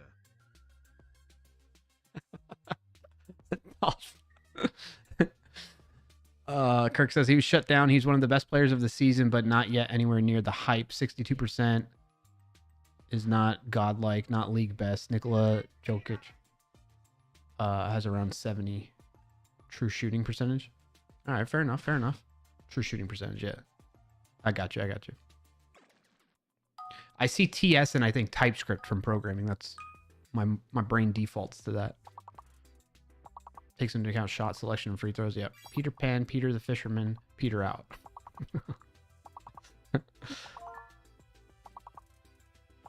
Dragon D's. Orang? Oh, you rang? Oh, Doyle rules.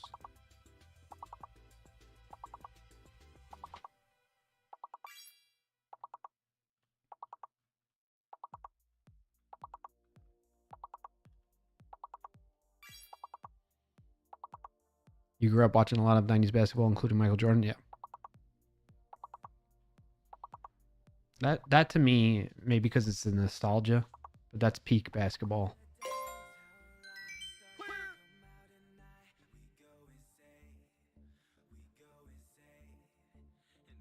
Peak NBA. But what helped me in the interim of my my lack of interest in the NBA was college basketball. Yeah, they had hand checking back then, and it wasn't abused like early 2000s. Yeah.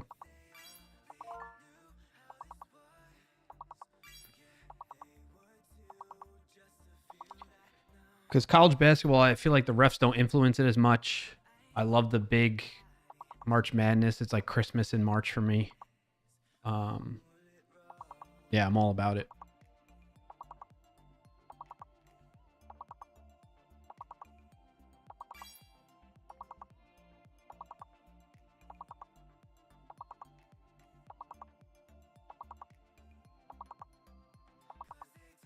Now they could blow their way to the basket without hand checking. Before, it was just far more interesting, I think. Yeah.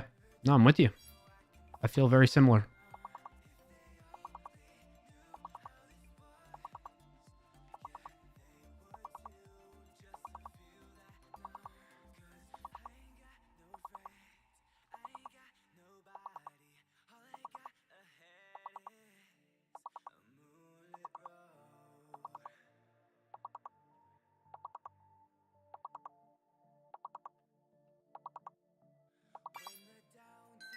Clear. 35 in a row.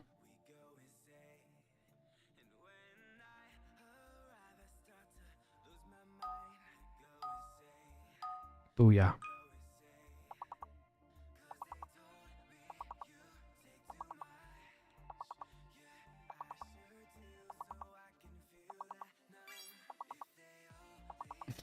What? Oh, I'm such a child right now.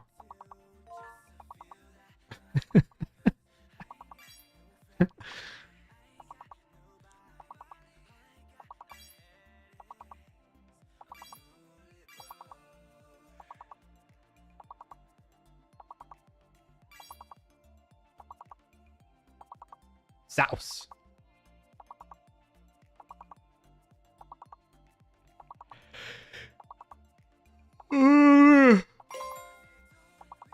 Sensa Sensei.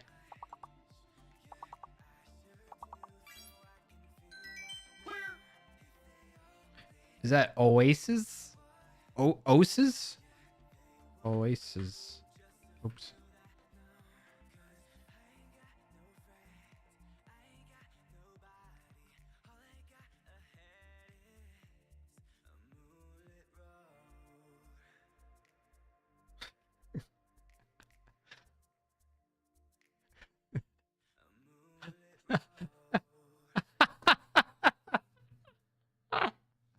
Look at Rugmat bot. I confused Rugmat bot. Is Rugmat here? No definitions for Oasis. Noun, the penis found. I got Rugmat bot on that one. Pamphlet?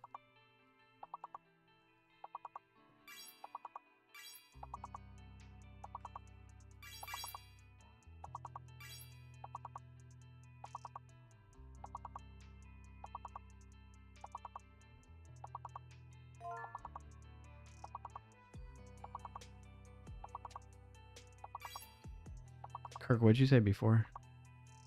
You had a longer message, didn't you? Better to not take multiple. Wanted to drop that for someone else. Oh. Oh, that takes those as well. Yeah. Rugmat bot like doesn't, no matter what.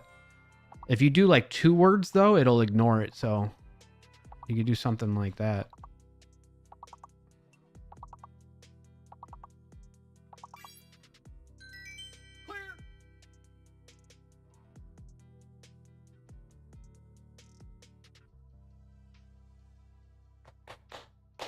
Kirk got Peter. See if it does it again.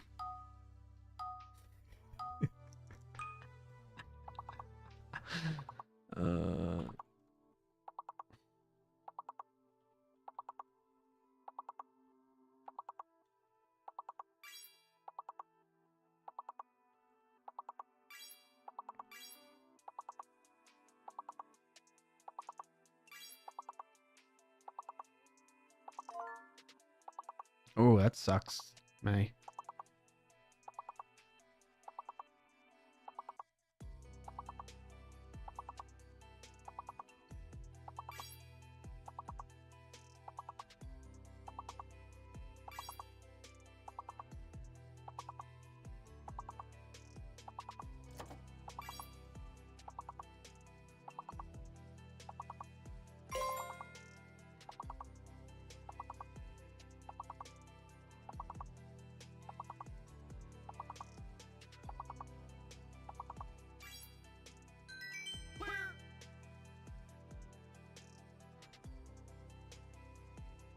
Champ Squad is here.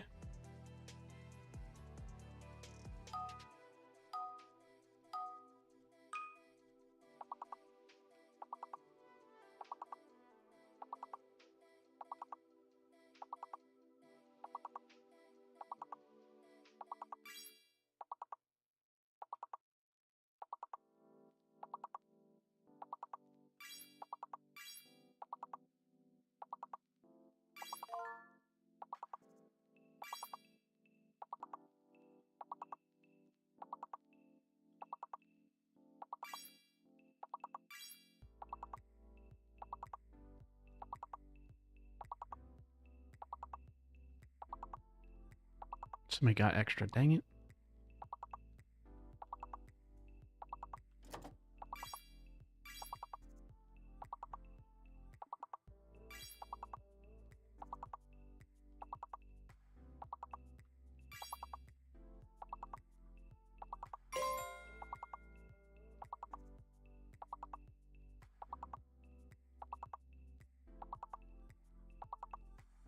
Tater tot.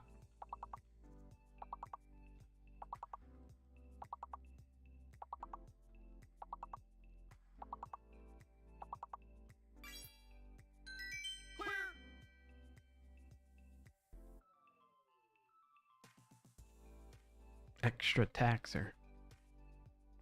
Extra taxing. All right, one more clear for 40 clears in a row. Let's go.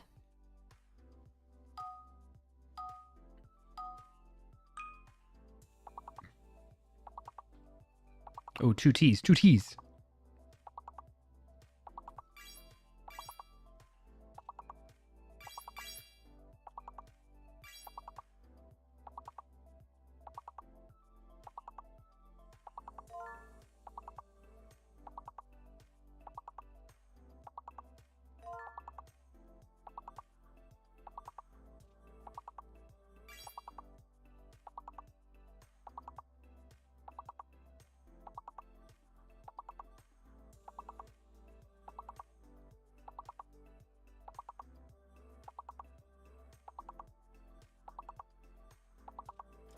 It's only 4 letters, that's why.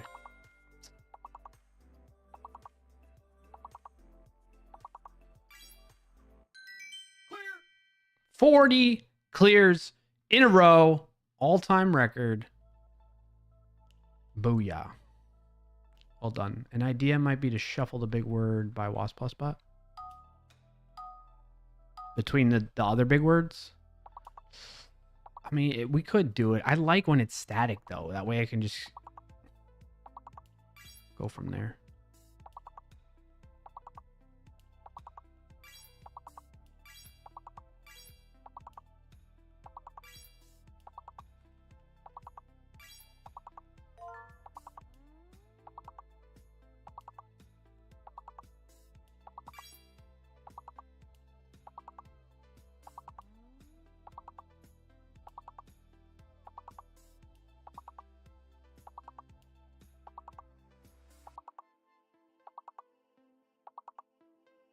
I mean, like the game, I like static as well, but would be happy to test it.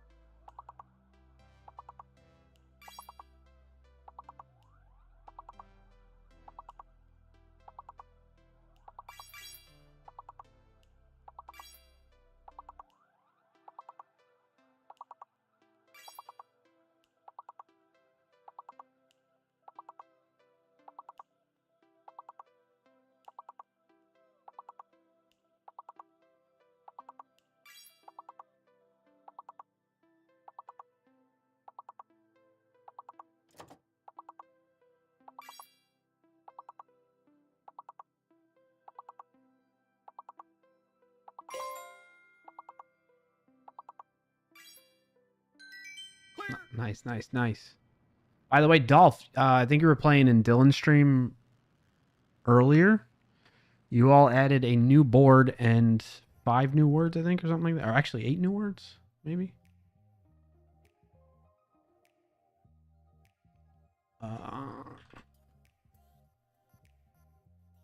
What did we get?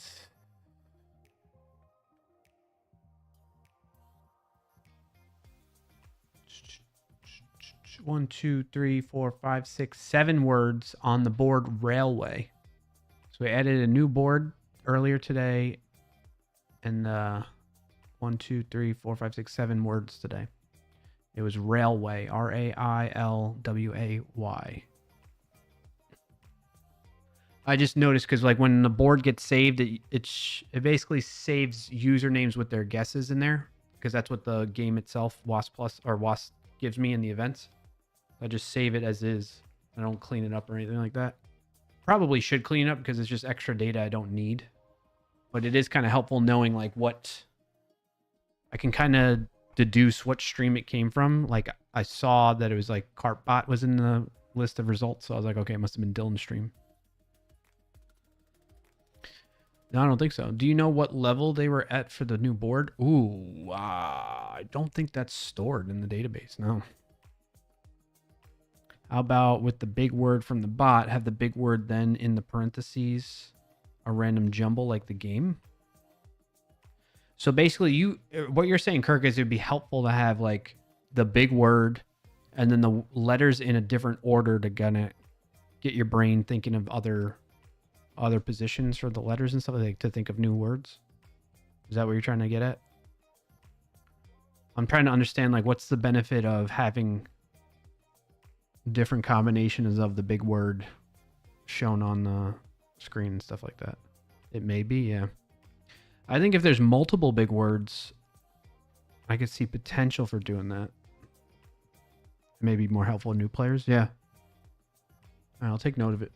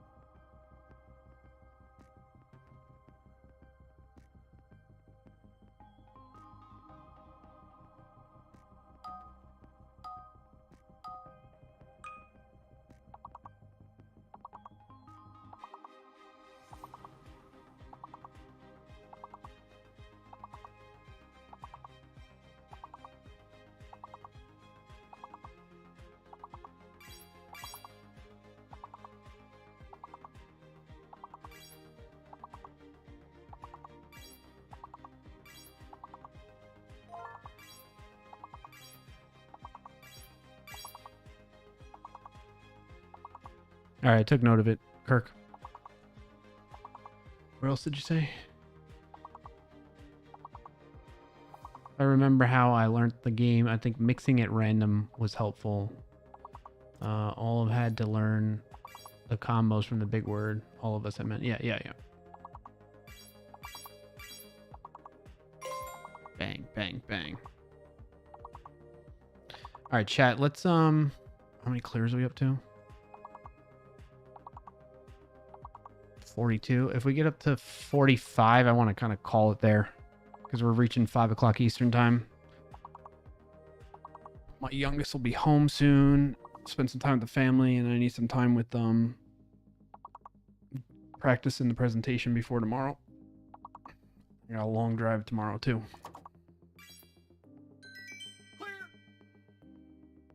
All right, 2 more clears, then we'll pause the game and save it for next week. We'll pick up from wherever we land here till next week. Alrighty-o.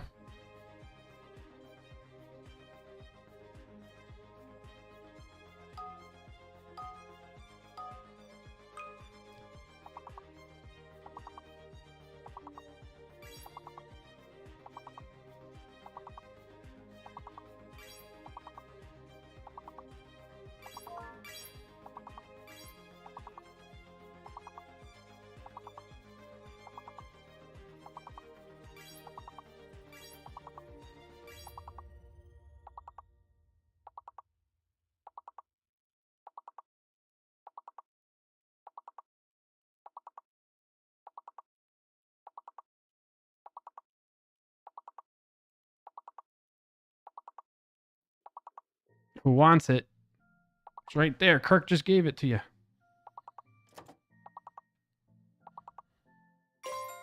There it is. Oh, Pfeiffer. Somebody already got flyer. Ooh, you know what? I wonder if the board clears will carry over into next stream. All right, two more rounds. We'll get to 300 and we'll pause there. I think I like that. I like that better than 45 board clears.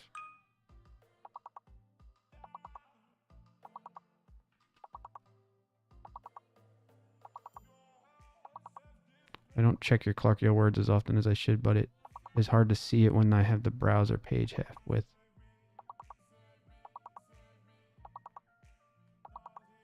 You talking about what's on screen here, Kirk?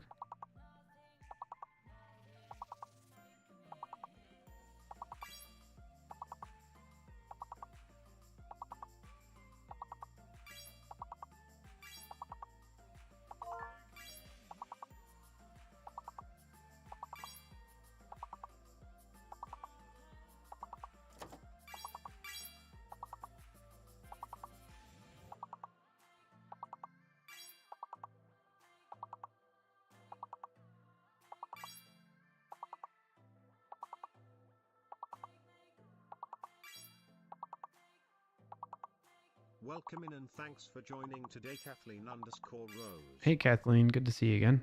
When I use the mirror, I put both pages side by side, which shrinks one to half width, and I can't see all of Clarkio because chat takes up half of that screen. Oh, okay.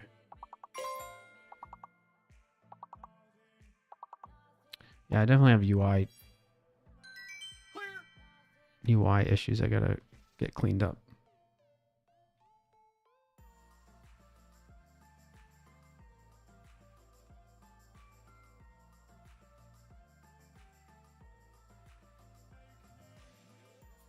All right, one more round to get past 300. Then we're going to pause and raid into Dylan.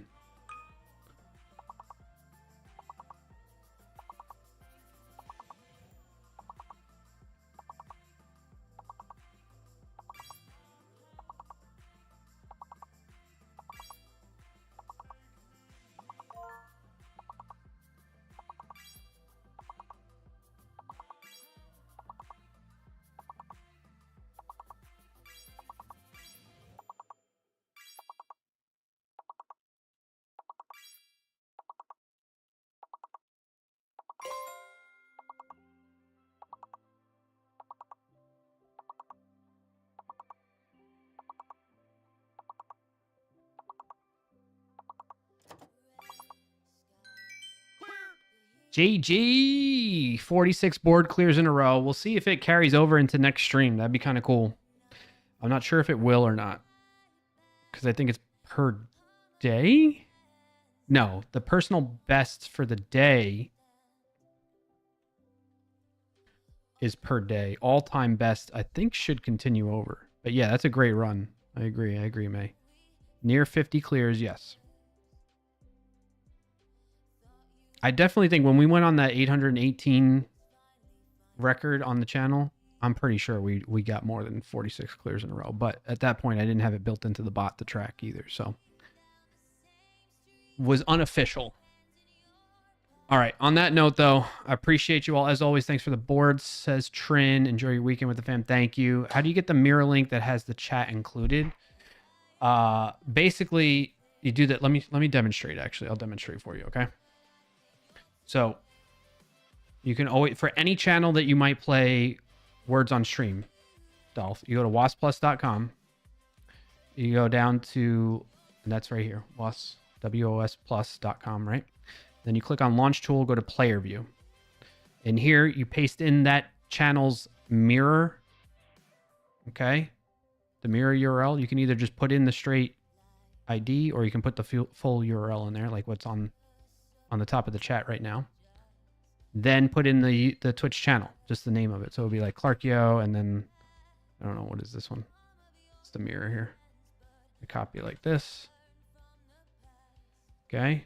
So you put that in there like that, and then you could choose, do you want Twitch chat to show? You want the board to show?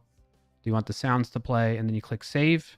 It'll reload the page and show you the like that. That's the best way to do it.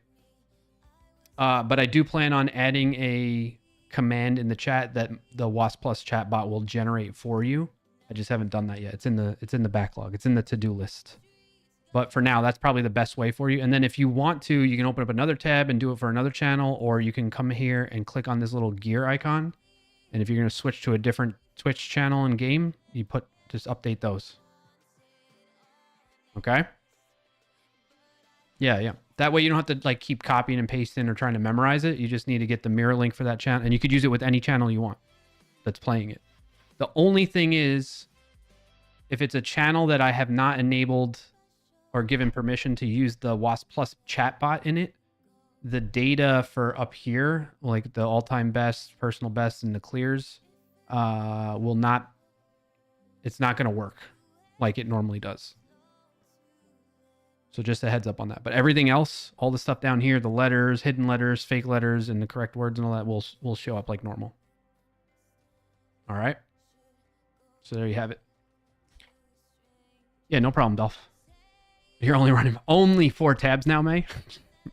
All right, everybody. Thank you so much. Yes, I did. I paused it. There's a command in chat for that as well now, Dolph, where you can say disable CR, continue and restart, or you can just say pause, ! Pause. And that will do the same thing. All right. Thank you, everybody. I appreciate you being here, supporting, whether you followed, you subscribed, you shared your stream streaks and those types of things. I very much appreciate that support in those free ways and highly encourage that. So thank you for that. If you were here just lurking, appreciate you being here. And if you were playing words and just chatting and everything and hanging out, thank you so much. Appreciate you all. I hope Peter out May. Stop. I hope you all have a good rest of your Friday and weekend. We're going to go right into Dylan so you can keep playing words if you so choose to. So show him some love from the Clarkio channel here. And congrats to Dylan again on the new job, buddy. I'm glad to hear that. Thank you, everybody, for sharing your wins earlier. And thank you for indulging me and helping give feedback on the presentation that I practiced with you all earlier on stream. For those of you that are here for that, it's definitely going to help me feel more confident going into tomorrow. So thank you for that. All right. Appreciate you all. Have a good rest of your Friday and weekend. I'll see you next week. Peace out.